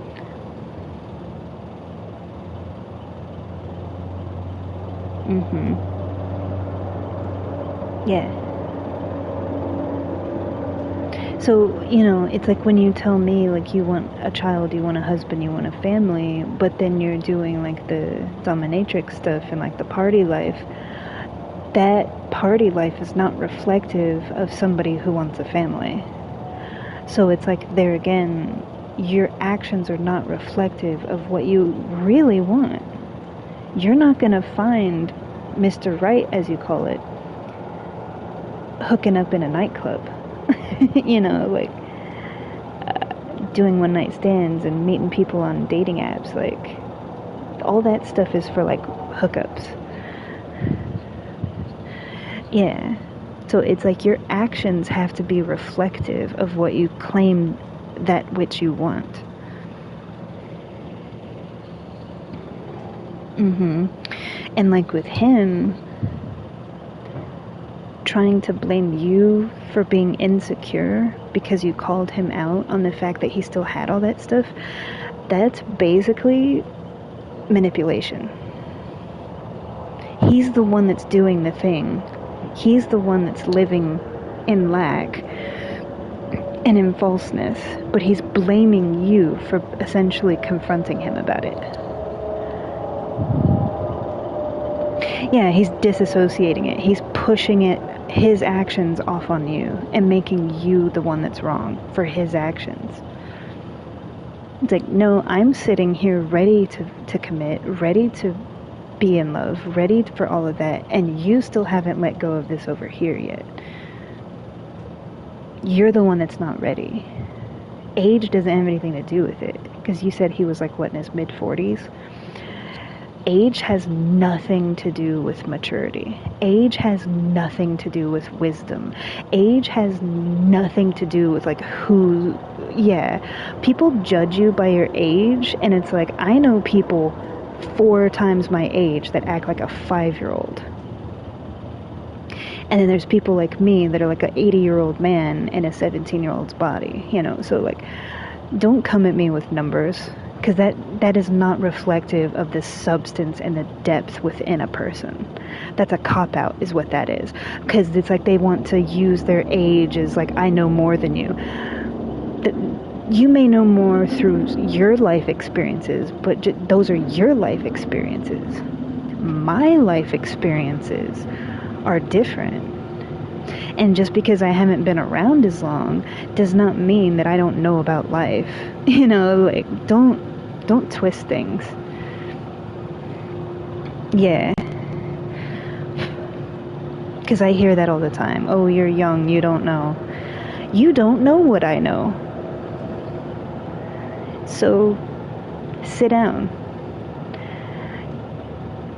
And in my experience, those are the people that are humbled the most because they think they know everything just because they're older. And they think that people that are younger don't know shit because they're young. And, oh, they're young and stupid. They haven't lived life yet. You haven't lived life long enough to know. You don't know that. Some things in my life, I have like, 5 lifetimes worth of experience. So it's like you don't truly know each person. Yeah, some people are young and dumb and silly and, but don't assume that about everybody. Every single person is different and individual. You can't assume that you know about their life based on their age. Because in my personal experience, they're the ones that need to be educated more than anything. And yeah, because they're stuck in their mindset. They're locked into that mindset of like, oh, I know everything. To truly know is to know that you know nothing. And age and experience has nothing to do with that. Because all of us are learning. All of us make mistakes. All of us are in a different level with things. So to reduce somebody down like that, simply because they're younger than you, you're the one that needs a lesson. Yeah, so I would not let him... there's a lot of things with your situation that, I'm sorry, I would not. Because I'm not going to spend my whole life feeling inferior to somebody because of my age, or feeling less than, or being made to feel like I'm insecure because I'm confronting you on the fact that you say that you want a committed relationship, but clearly you're not done playing yet. Like, you need to make up your mind before you throw accusations at me. Because he was basically saying that you're not ready just because you're younger. Do you know how many times I've heard that? And it's always them that's not ready. It's their actions that are the problem. Because they can't get their shit together. And they're living a double life. And they're living a lie. Like, no. I didn't do anything wrong. I came into this completely open, completely transparent, completely vulnerable and genuine. And you were doing all of this behind the back, behind the scenes stuff. And somehow you're going to make that my fault when all I did was come into this with you and love you. That's manipulation. You're not missing out. You're not. I promise you, you're not. I know because you had feelings for him. I get that. I do. But just like the other guys that you've been with, it's really no different. Most of them cheated on you. It's like the same problem, but like a different formula. It's like you're coming to the same conclusion with all these relationships that you're in. It's just a different formula, but when you solve the formula, it all comes back to the same number. You just have a different formula of getting there, but it always comes back to the same thing.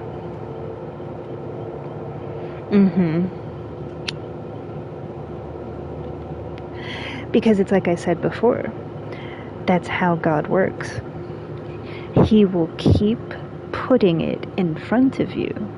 Like all these relationships, he will keep putting that same issue in front of you until you learn the lesson. Because you have to be shepherded by him. If you're jumping into a relationship because you want love, you want a family, you want a husband, you want this and that, you're being guided by yourself. You're being guided by what you want, not by him. So you're always going to keep getting the same result until you give in and abide His will with Him.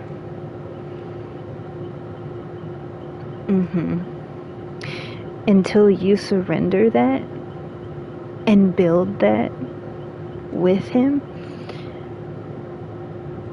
it's like kind of like what I say for myself, like I'm gonna keep face planting, I'm gonna keep tripping, because I have stuff too, you know. Until you learn the lesson. It's like sometimes it's a rock in the road, sometimes it's a cliff that you didn't see, but like ultimately like the fall is the same. You're going to keep falling. And yes, there is strength in getting back up because you're not giving up. So it's good that you're getting up, but in getting up, you have to have the discernment to learn from the fall. It's not just about getting back up and dusting yourself off. The other half of that is, but did you learn the lesson? Yeah, that's the other side of it. Yeah, like not giving up is good, but if you don't give up and you go back in line and you go back to the race again, are you going to repeat the same thing?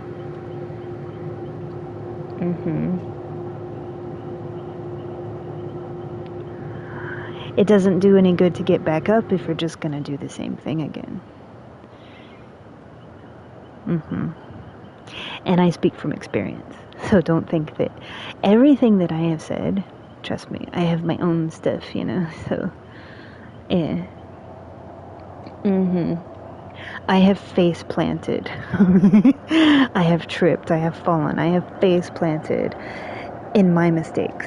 So, yeah. It's just my stuff is different stuff. Yeah. It's not like relationship stuff.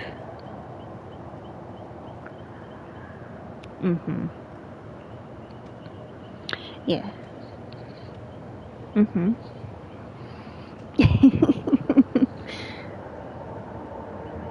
No worries. It's okay.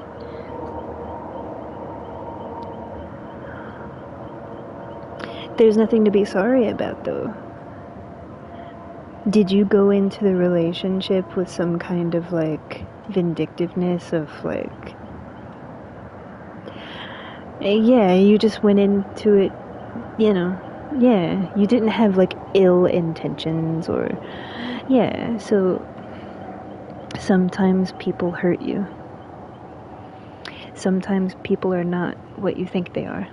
And sometimes people do a really good job of convincing you. You know? And it hurts, I know.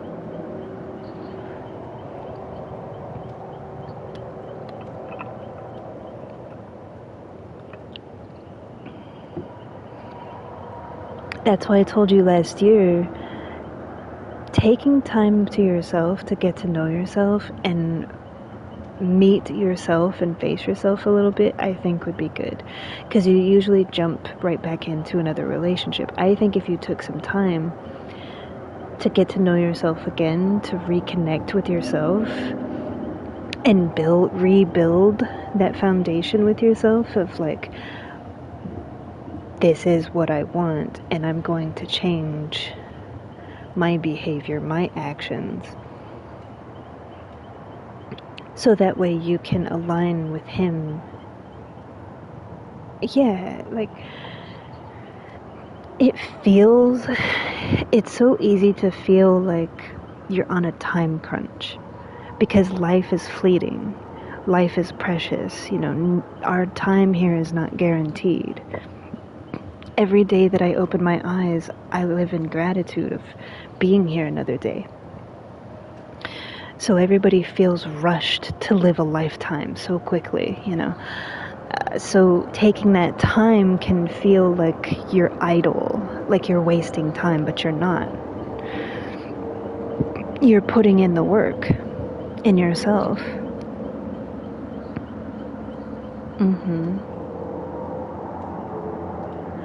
Yeah, like that's self-love, that's self-care, that's self-respect, and there's nothing wrong with it.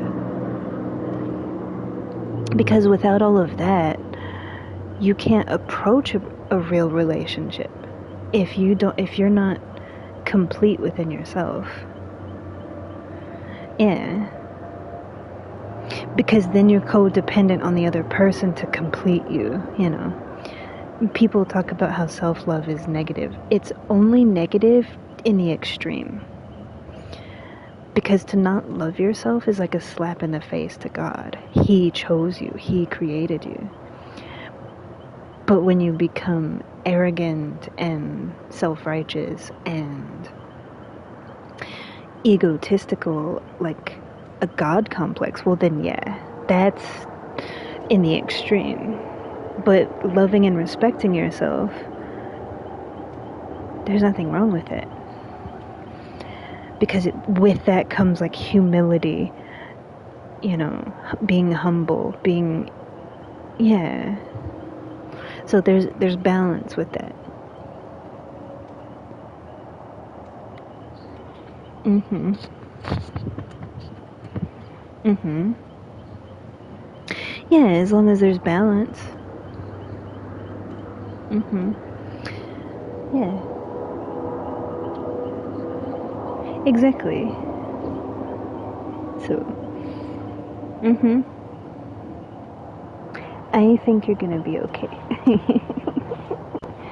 And that's just one man's opinion. Like, don't take me to heart with all that. Like, if it does, if it resonates, that's great, but I'm not telling you what to do with your life. That's just my perspective and my opinion on your situation because you asked about it. But at the end of the day, your choices for your life are your own, you know. And to be honest, that's between you and him. You know, you can ask people's opinions all day long, but at the end of the day, like, you know your heart, and your relationship with him is your relationship with him. So really, like, yeah, it can give you insight of like, oh, I never thought about it like that, you know, kind of thing. But ultimately, like, you have to be the one to decide those things and what makes sense for your life. So I could sit here for hours. Yeah, and at the end of the day, like, that's up to you, you know, because this is my opinion of my perspective that, you know, yeah, and I'm not perfect. So, yeah, exactly. Exactly. Like, mm-hmm. Pretty much everything I just said. Yeah, exactly. So, it's okay. It's not, it's never wrong to feel what you feel. You're hurting right now. You're allowed to be hurt. You're allowed to be sad. You're allowed to cry. Because it hurts. Not allowing yourself to feel that is just lying to yourself. And it's gonna come out anyway. You know, like, you can't escape that. That's not healthy. Pretending like it's not there and pushing it away, and all it's gonna do is accumulate and build up, and then it's gonna be worse.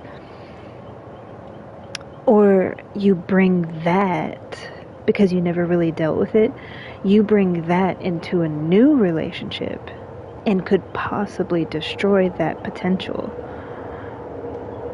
That could have been the right person, but you brought all of this over here into it. Mm-hmm. So you could potentially, like, ruin something good by bringing all of that with you, because you never faced it, you never dealt with it. You didn't allow yourself to go through it first. Mm-hmm. Nobody's judging you. You're in your house by yourself with your cat. If you're gonna cry, cry. You know, if you want to wallow in bed and cry, wallow in bed and cry. Nobody's looking at you and judging you for that. And if they do, so what? You're allowed to feel that. You don't need permission to be a human being, because you already are.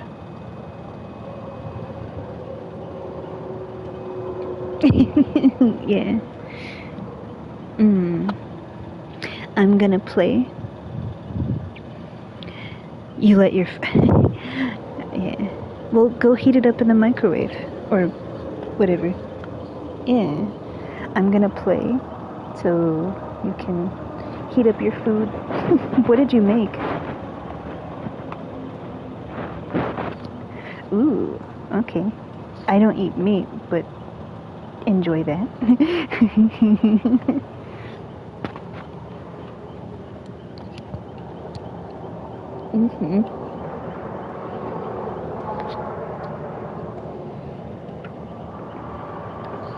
No worries.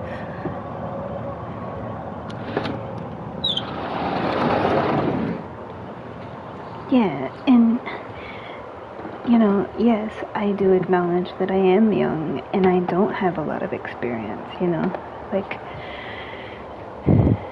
yeah. So it's like I'm still learning myself, But that's why I say, I don't know everything. I'm not perfect. And there are a lot of things that I don't have experience in. But,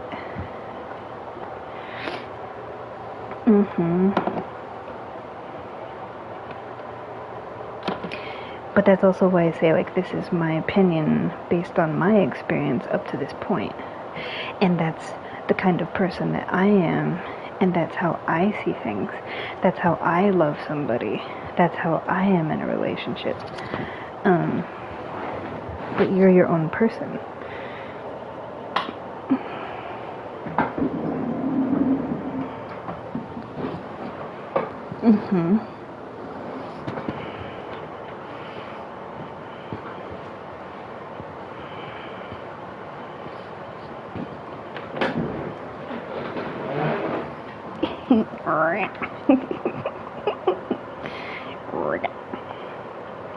Does your chair sound like a frog?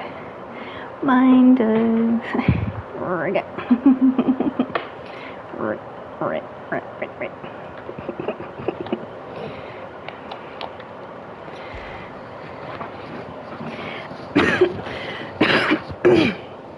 I have told you so many times, and I will continue to tell you, it's okay. You're not ruining my stream. It's not negative. So stop that. You're my friend and I care about you, and if we're gonna talk about something, we're gonna talk about it. If people don't want to hear all of that, and they think it's too serious, or they don't want to hear about that kind of stuff, they don't have to watch. It's that simple.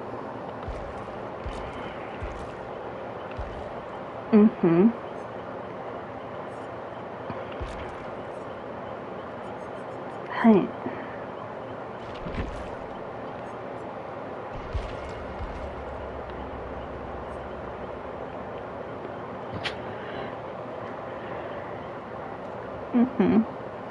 I talked about way heavier stuff last year. Like, all of my streams last year was sitting in front of the fire on this game in the menu talking about heavy stuff. So, you're not... No. Don't worry about it.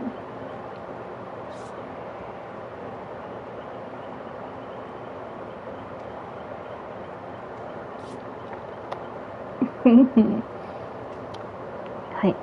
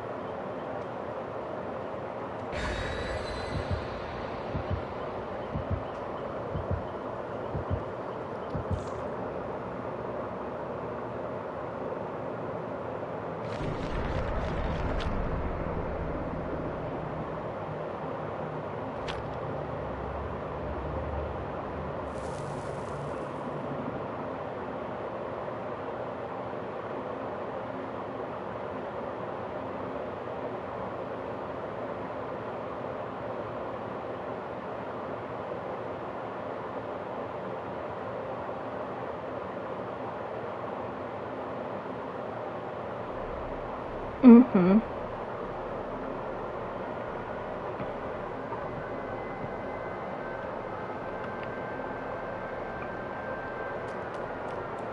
Oh no.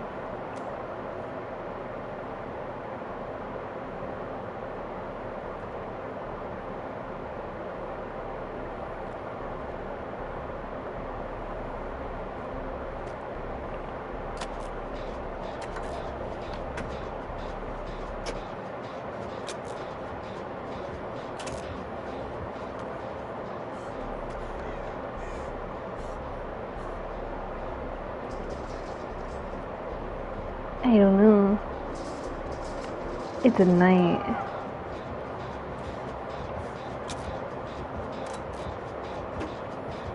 It's a night.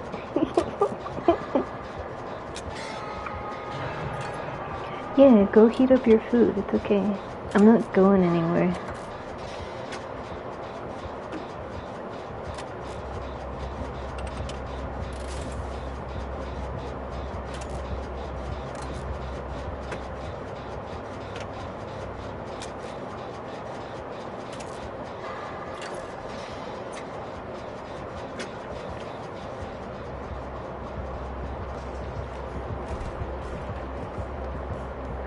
What? Please tell me you saw that. That's hilarious. That was so funny.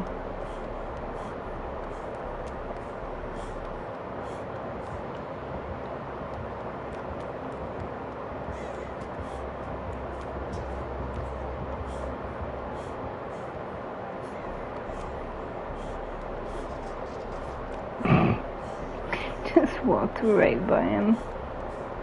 He's on the book.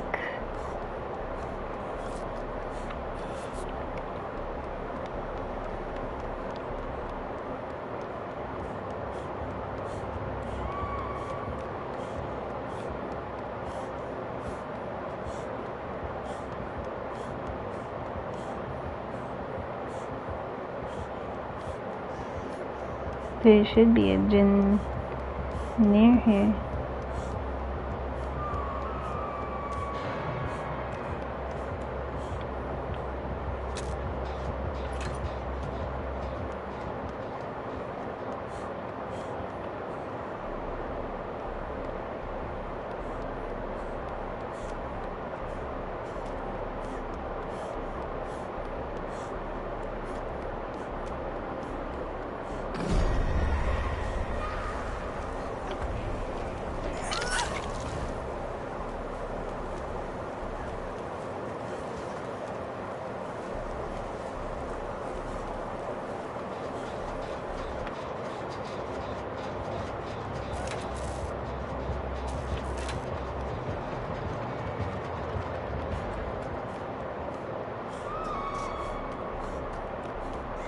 He's tunneling her just because she's injured. I was gonna heal her, but I wanted to get the gen, like, out of the regression state before I healed her. And I knew that he'd be hanging around, too.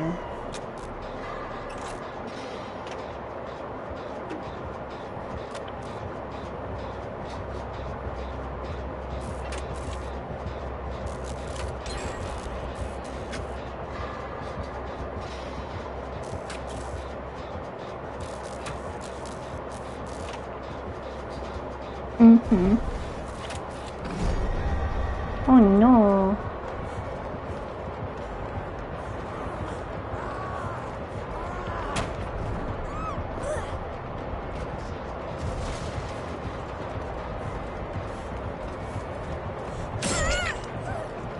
Mm-hmm.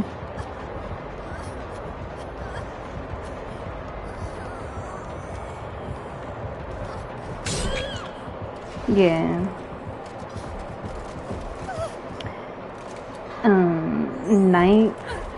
Knights are always like the try-hard male version of huntresses. Like typically people who play huntress also play knight. It's that same like sweaty vibe. Mm-hmm. And with knights, they're either really good or they're really bad. Because people that, specifically like people who play knight, they're kind of loyal to that character. So it's like, in the beginning when they're learning, they're not too good, but once they play it, it's like they play it repeatedly, and then they get good with it. So it all comes down to a question of like, do you come across the knight that's learning, or do you come across the knight that's like been playing that character for like years? Yeah.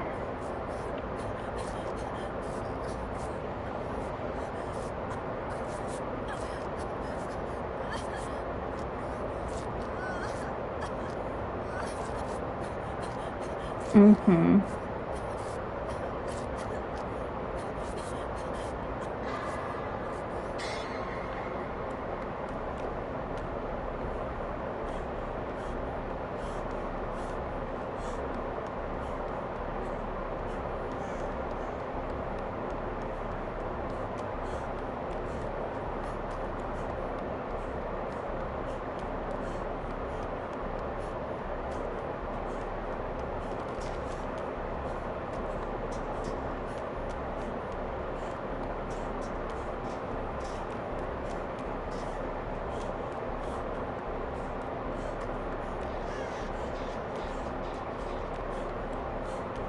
Oh, I keep going back to that room.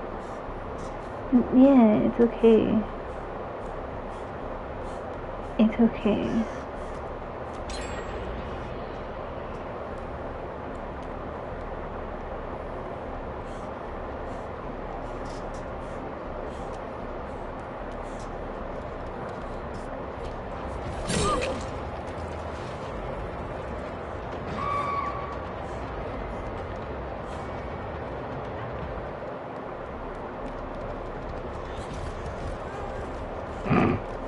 Don't mind me.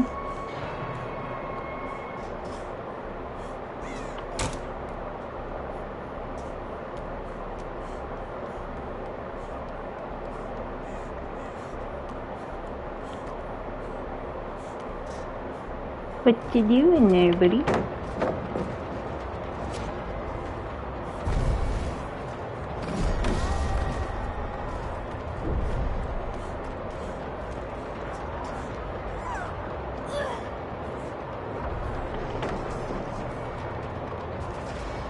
He probably took a different pathway. Oh no, he did go behind me. Okay.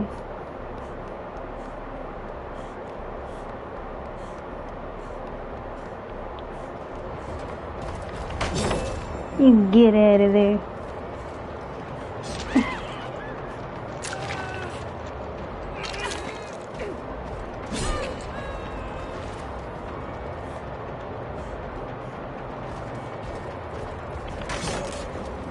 Get out of there, Mr. Sir.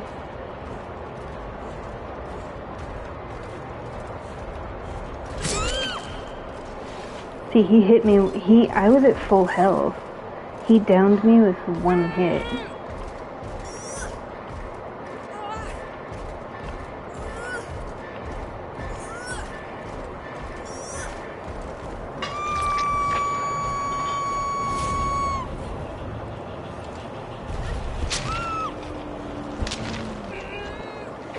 Yeah, this person has been playing this character a while. They're not new to it. I can tell by like the way that they're playing.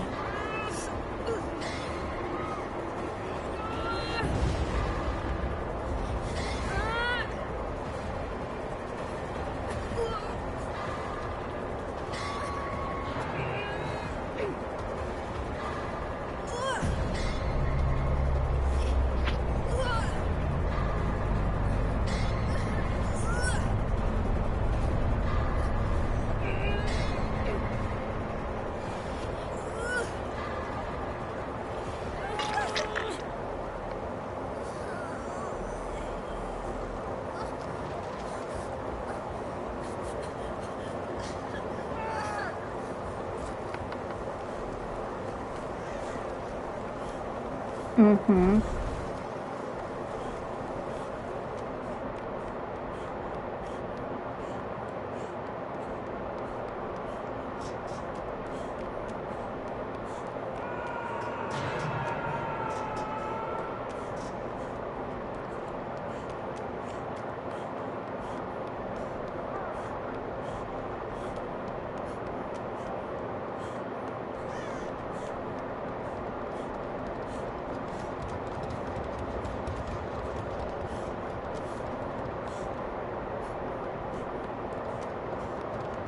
Mm-hmm.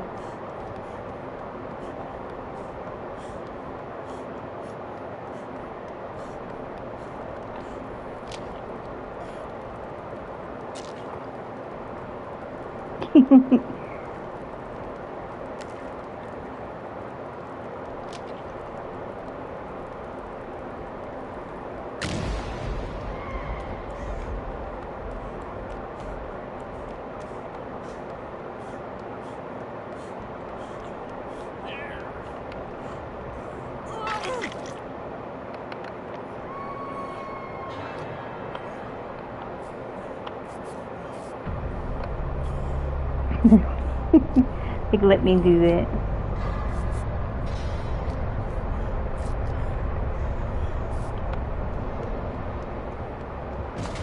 Oh no.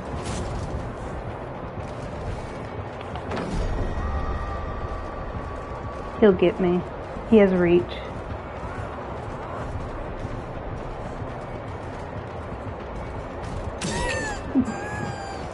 Mm-hmm.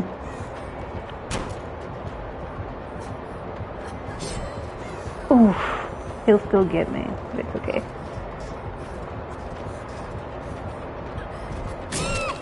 Yeah.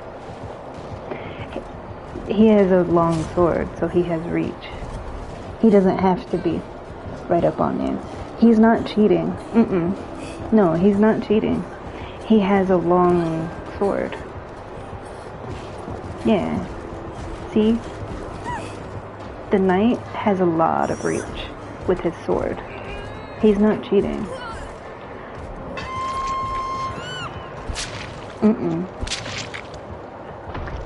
I know that it might seem that way because it's like, oh, he wasn't really that close up on you, but the knight has like a really long reach. He has like the longest reach in the game. Because he always carries a really long sword. So out of all the killers in the game, he has the longest reach.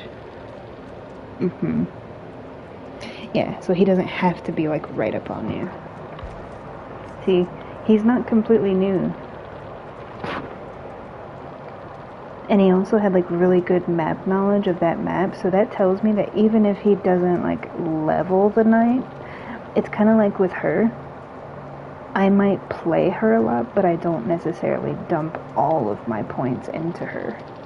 Because I put my points into other characters. Yeah. So, but he definitely has played this game like a lot. Because he had really good map knowledge of... Yeah.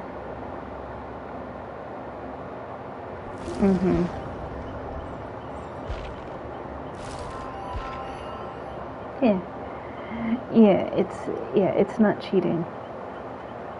He didn't have to be up on me.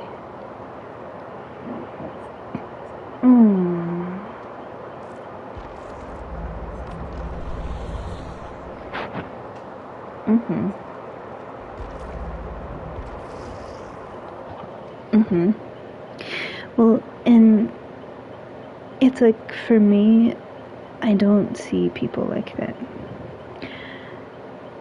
Yeah.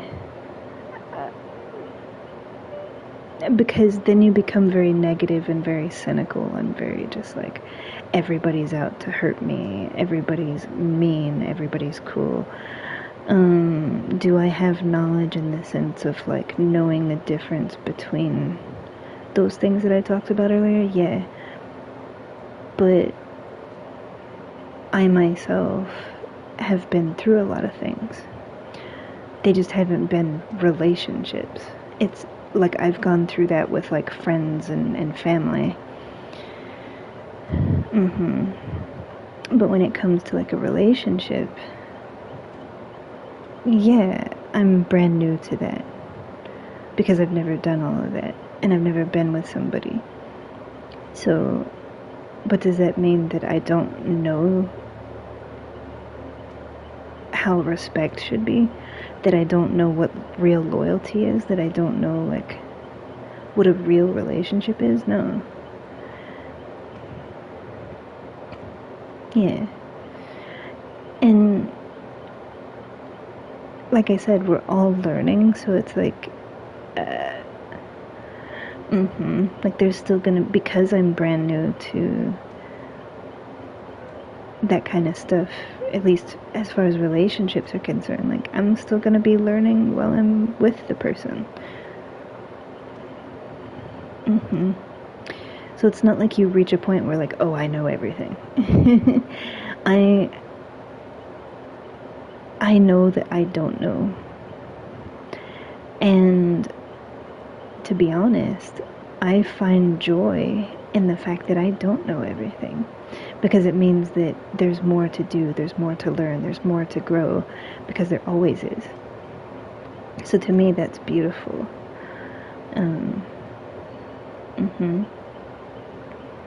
And also, every person is different. So just because they may have hurt you like that doesn't mean that all guys are like that, all relationships are like that. You know, to me, each person is a totally different experience, and because they're a different person. So if you're carrying over all that stuff into the next relationship, it's like you're not really being fair to that person, because they didn't do those things to you. Yeah. Yeah.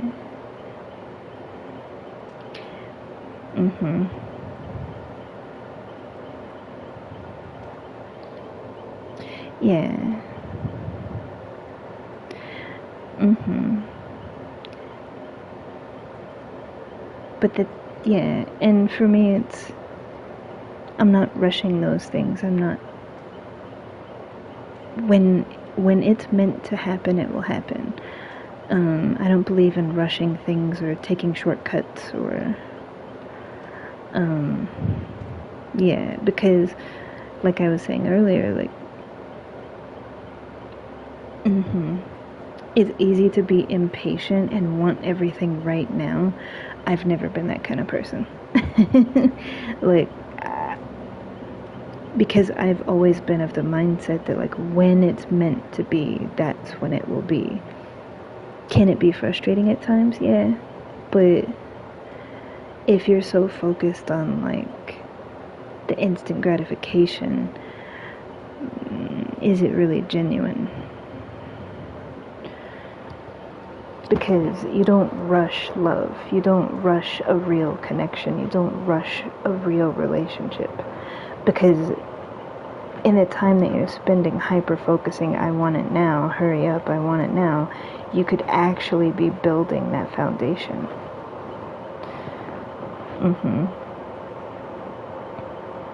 Yeah, and there's days where it's like, you know,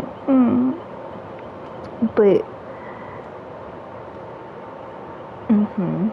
you have to consider the other person.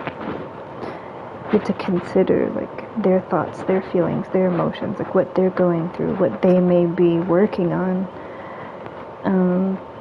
So it's not always necessarily that they don't want to be with you. They might have things that they need to deal with first, you know,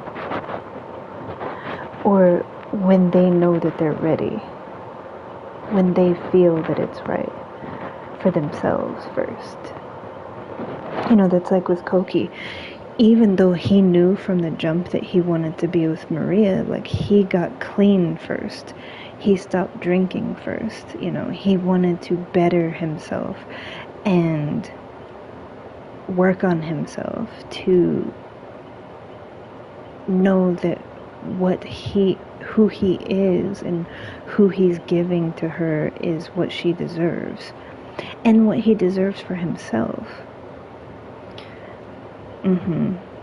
Because he didn't want to bring all of that into that relationship. Because he looked at her like, yeah, like, exactly. Like, she's good and pure and kind and she's sweet and has, like, yeah, and he looked at himself like, I love that about her and I want that. And that's the kind of person that I am deep down, but I've allowed myself to fall astray. So it was like he basically had to get back to his real self and not the self that he had built up in falseness. And when he was actually ready, like that's when they were together. Because he didn't want to bring all of that into her life. Yeah. Because to him it's like she didn't deserve all of that, you know. He wanted something real and genuine and good. But, and for me, it's like, I love you even with all of that imperfection.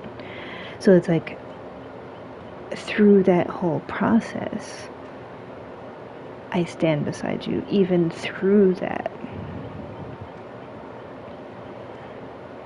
Yeah, because it's like, if you really want to be with that person, you'll go through it with them and you'll wait for them and consider them and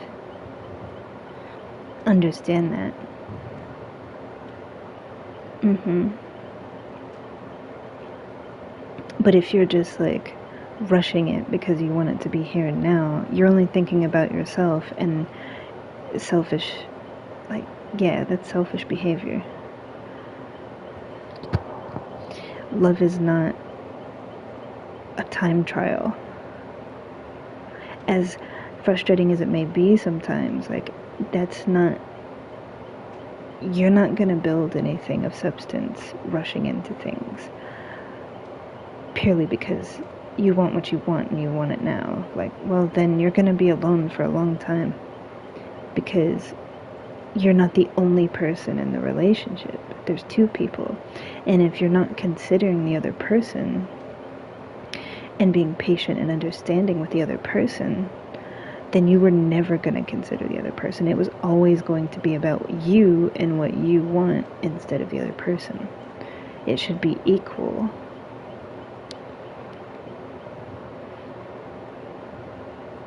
Yeah, because it's like, oh, that doesn't matter. What I want matters more. Yeah, and that's not a healthy relationship anyway, because what they want will always take precedence and you're just less than,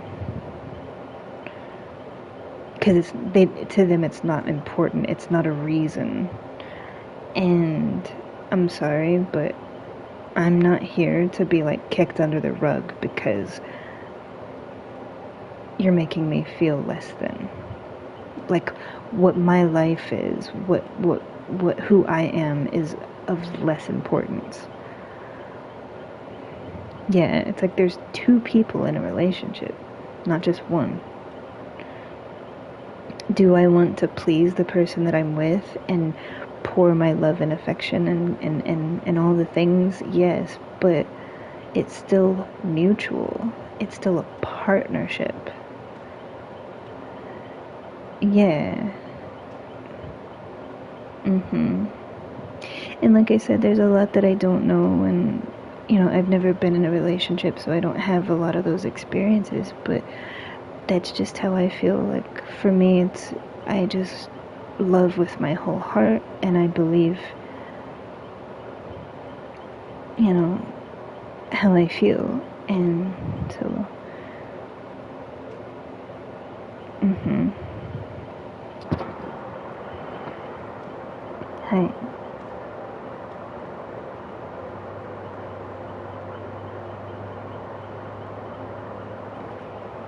Mhm.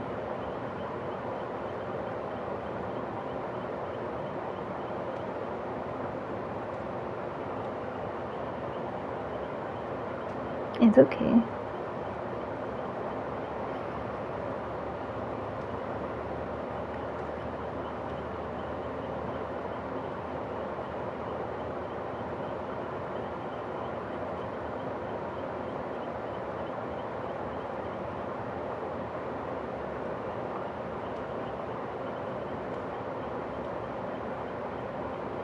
Mm.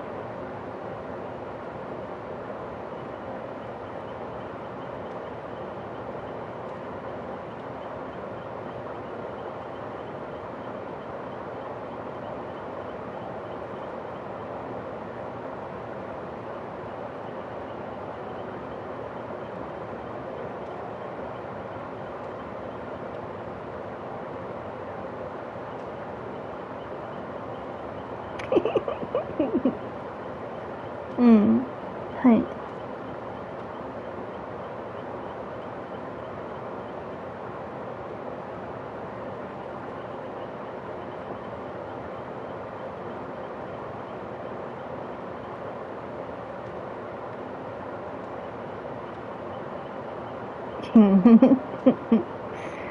Mm-hmm.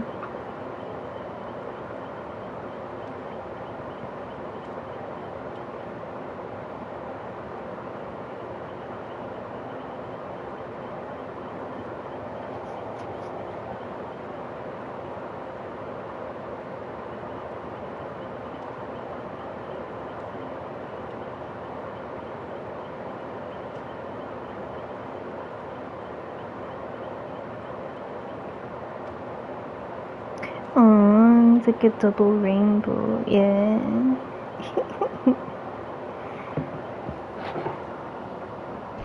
Mm-hmm.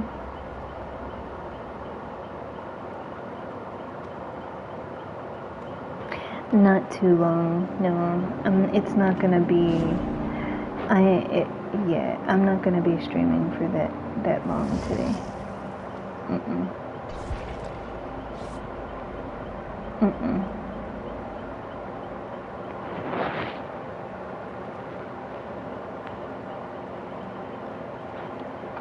Because I have some stuff that I want to do. With there's some reading that I want to catch up on. Mm-hmm.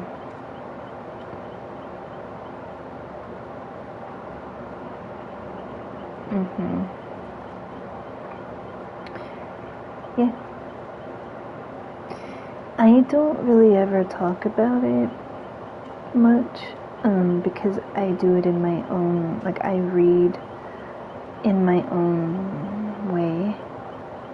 So I don't, it's kind of just more personal. It's not to like exclude, but it's more personal when I read his word. Yeah.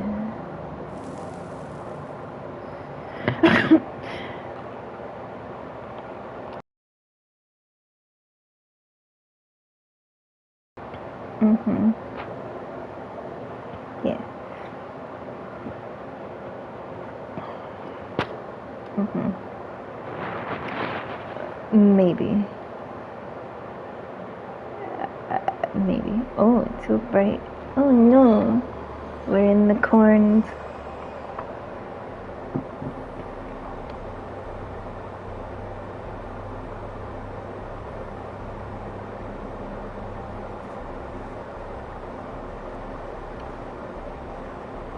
It's 100.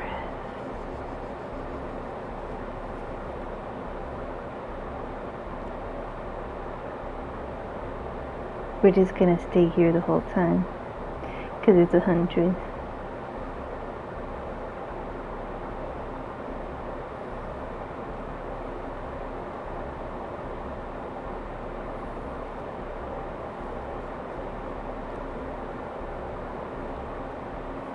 Oh, flip. See, I should have stayed.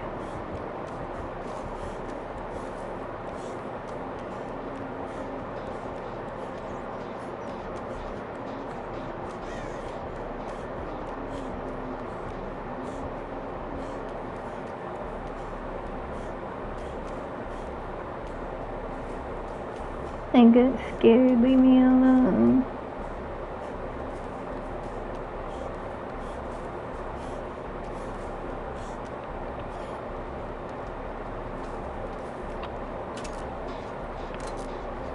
I like how nobody wanted to start a gen because it was 100.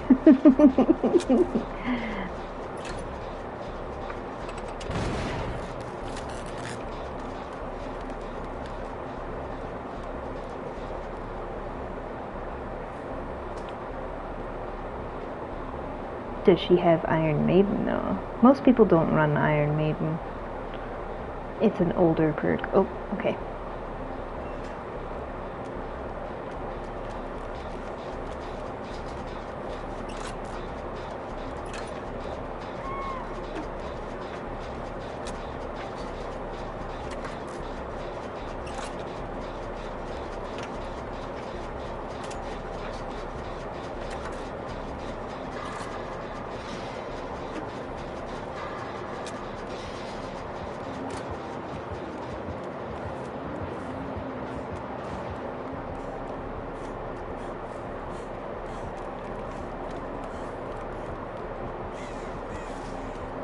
Not only that, but she's a slugger.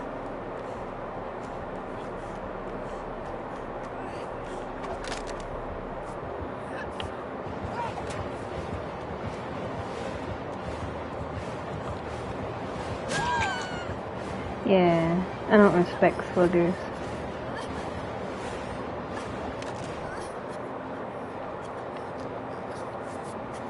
She better pick her up.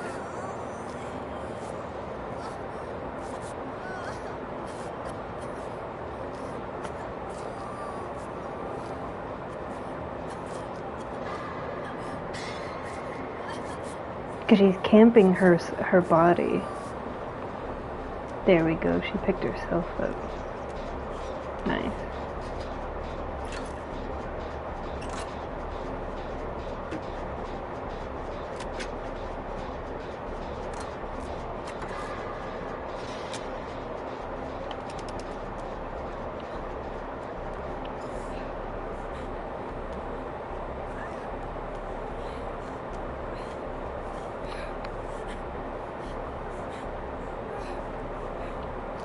There we go. Yeah, she slugged her. That's not cool, man. It's not cool, man.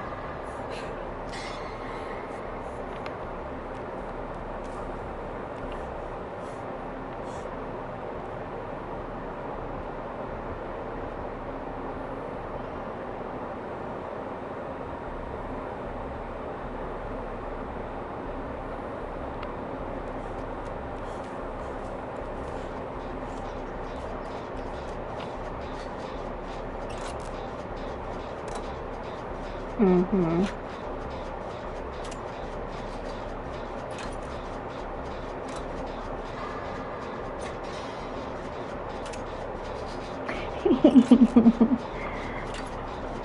The corn, yeah.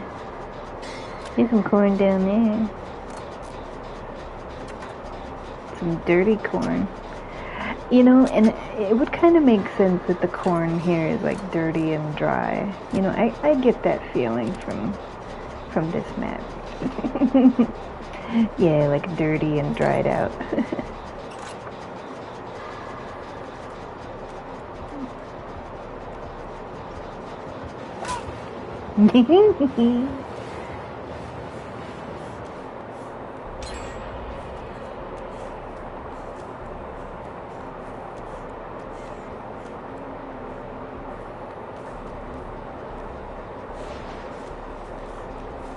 Oh.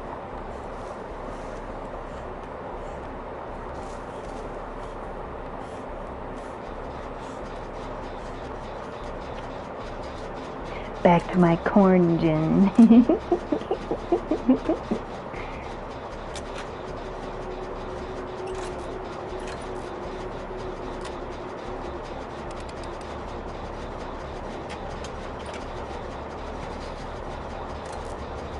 Well, think about the fact that what I'm doing this gen on is a silo. The silo is laying on its side. That's the bottom and that's the top. It's laying on its side and it has all of this stuff. So that means this silo has been laying on its side for quite some time. And they just put stuff in here instead of like putting it back up. Yeah. Because like the floor is the side. That's the top. This is the bottom. Oh.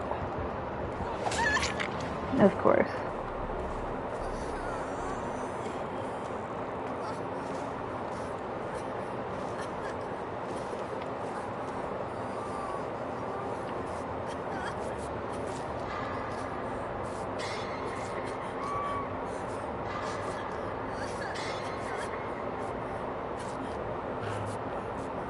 I need to find a chest to try to get a med kit.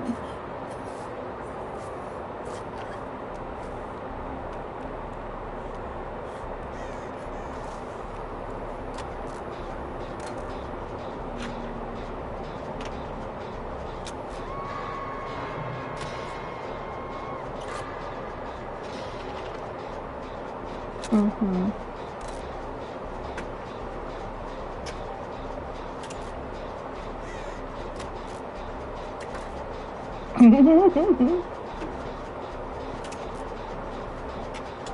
She's funny. All you see is the hatchets just flying around.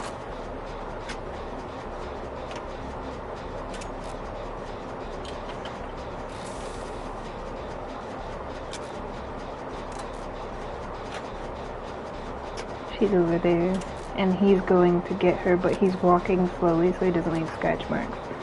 Now that she's chasing somebody, he can run. Yeah.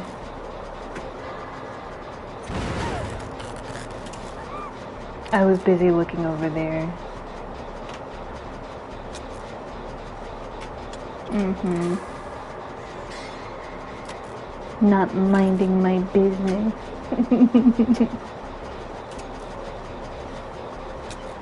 See how she keeps slugging people?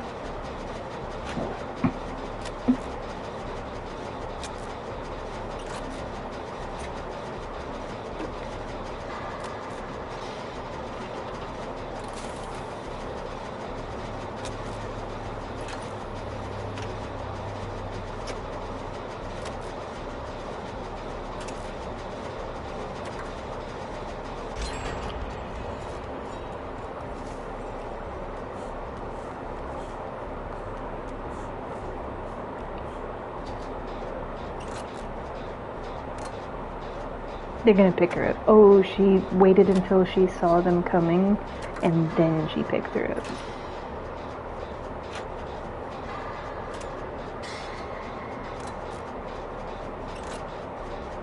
Mm-hmm.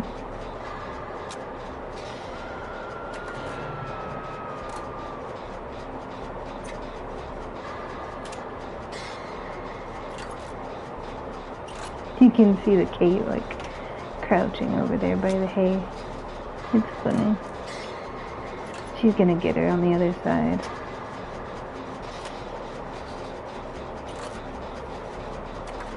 This is a small map. Like, that's the end and that's the end over there. This is a very small map.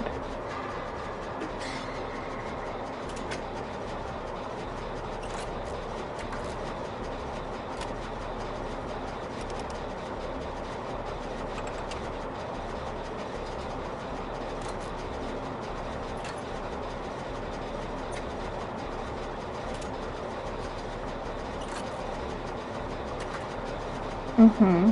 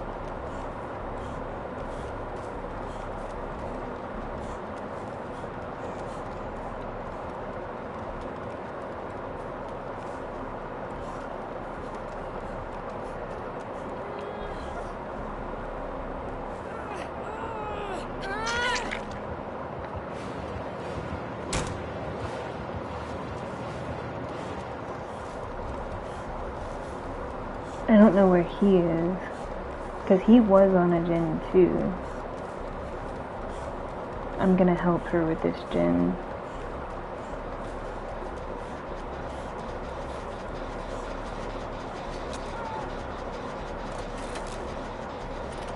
Mm-hmm.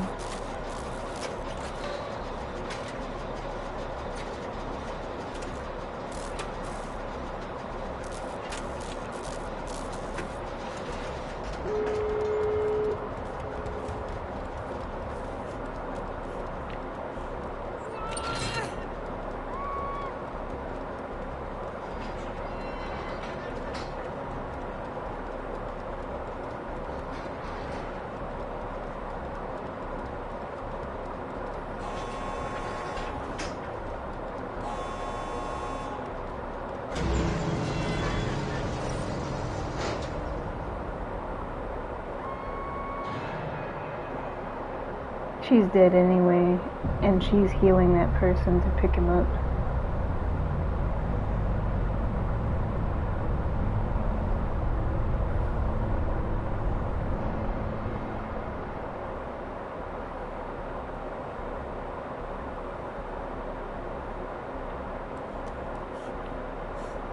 Where are you?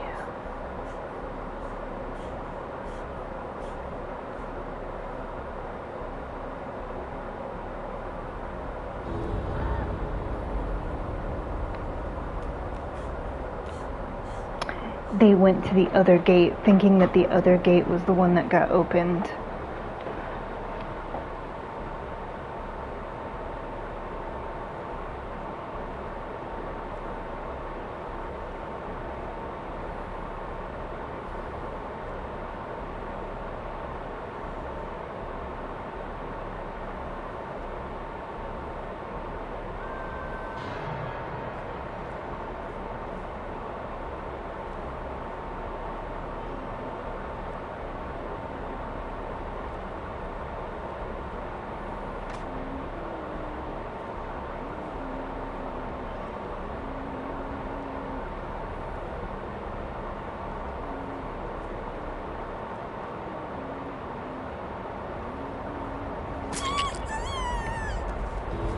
No.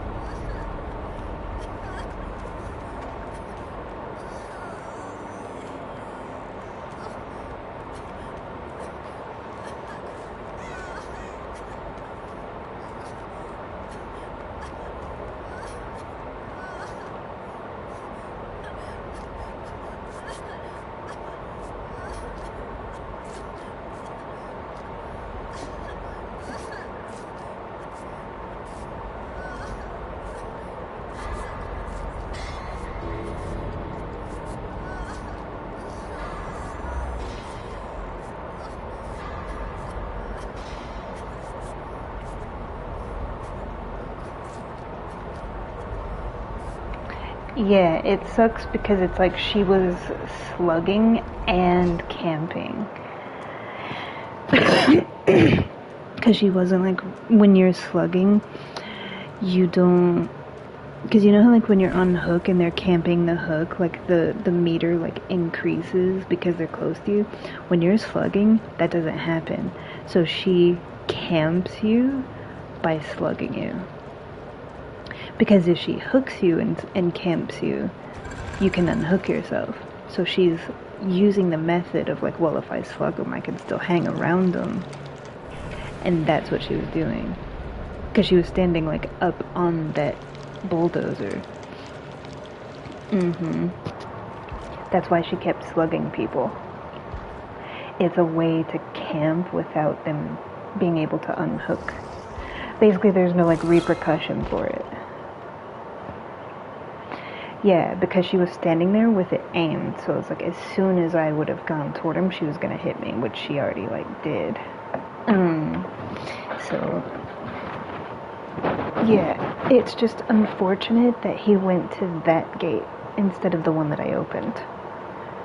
He went to like the closest gate, and it was the wrong one. Because even the Meg couldn't get him. It's like she would pick him up.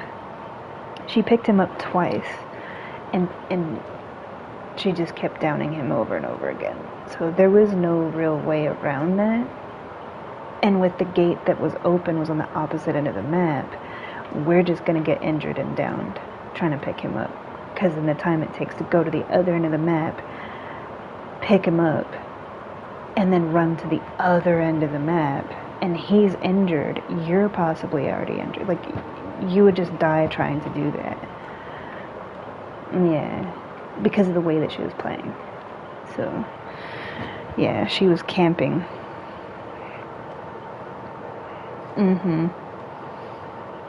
Yeah, unfortunate.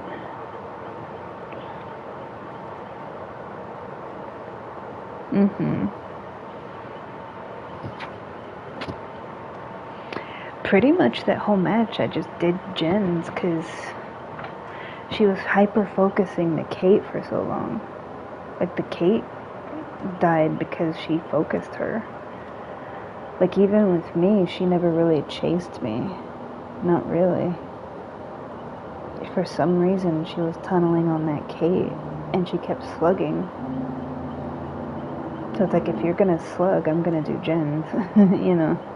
Because you have to wait for their meter to fill up before you can try to pick them up. So it's like, if she's gonna waste her time standing next to the person she's slugging, I'm just gonna get gens done. Yeah.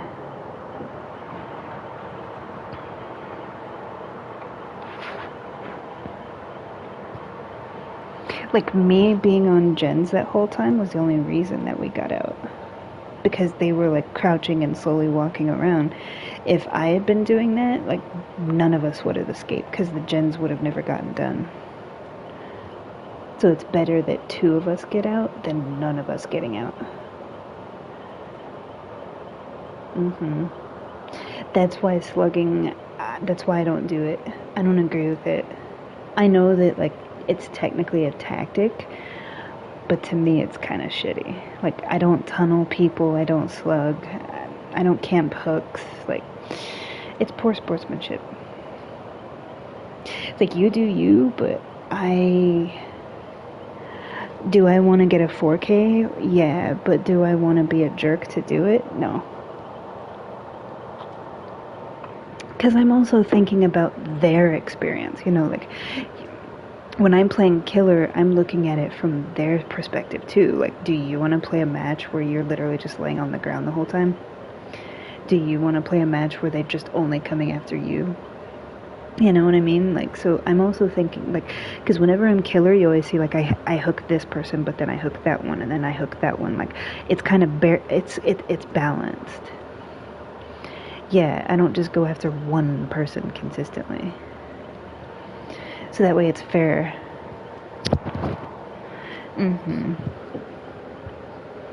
Like, yeah, even if I get a 4K and they all die, at least they didn't spend the whole time laying on the ground.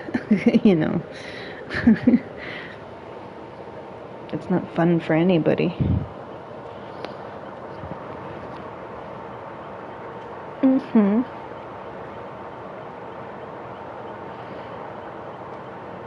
And basically, like, how she was playing is why my friend doesn't like Huntress. Like, essentially, everything that Huntress did is why my friend doesn't like Huntress. Because that's how most Huntresses play.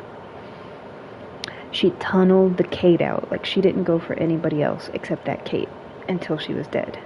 She got a few hits here and there, and a hook here and there, but it was like, she focused that Kate. And usually my friend is the one that's, like, the one being tunneled. So that's usually her experience with Huntresses, is like, she just gets tunneled out. Yeah. And slugged. So it's like, kind of the reason she doesn't like Huntresses, because that's how most of them play. So what you just saw is like, that's why my friend doesn't like Huntress, because that's exactly what they do. So you just saw, like, an example of why my friend doesn't like Huntress. Yeah. Yeah, it's not like the character.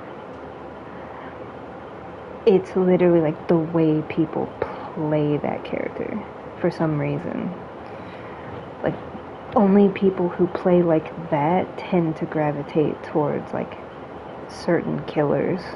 And Huntress is one of them, unfortunately.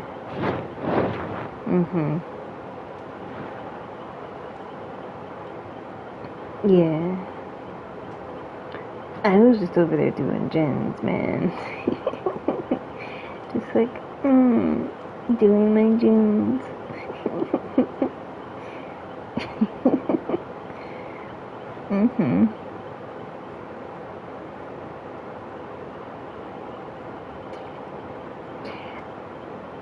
Yeah. It's kind of a chill day. I think I'm gonna go, though. I know it hasn't been that long of a stream, because I usually stream for like 4 times the amount. But I'm gonna go do my stuff, and yeah. I don't know. To be honest, I don't know how much I'm gonna be streaming going forward. It's kind of like I don't know until the day of, you know. Yeah, so I don't know. Mhm. Yep. Mhm. Okay. Enjoy the rest of your food and enjoy the rest of your night. And I'm gonna go do my stuff. So, jamais.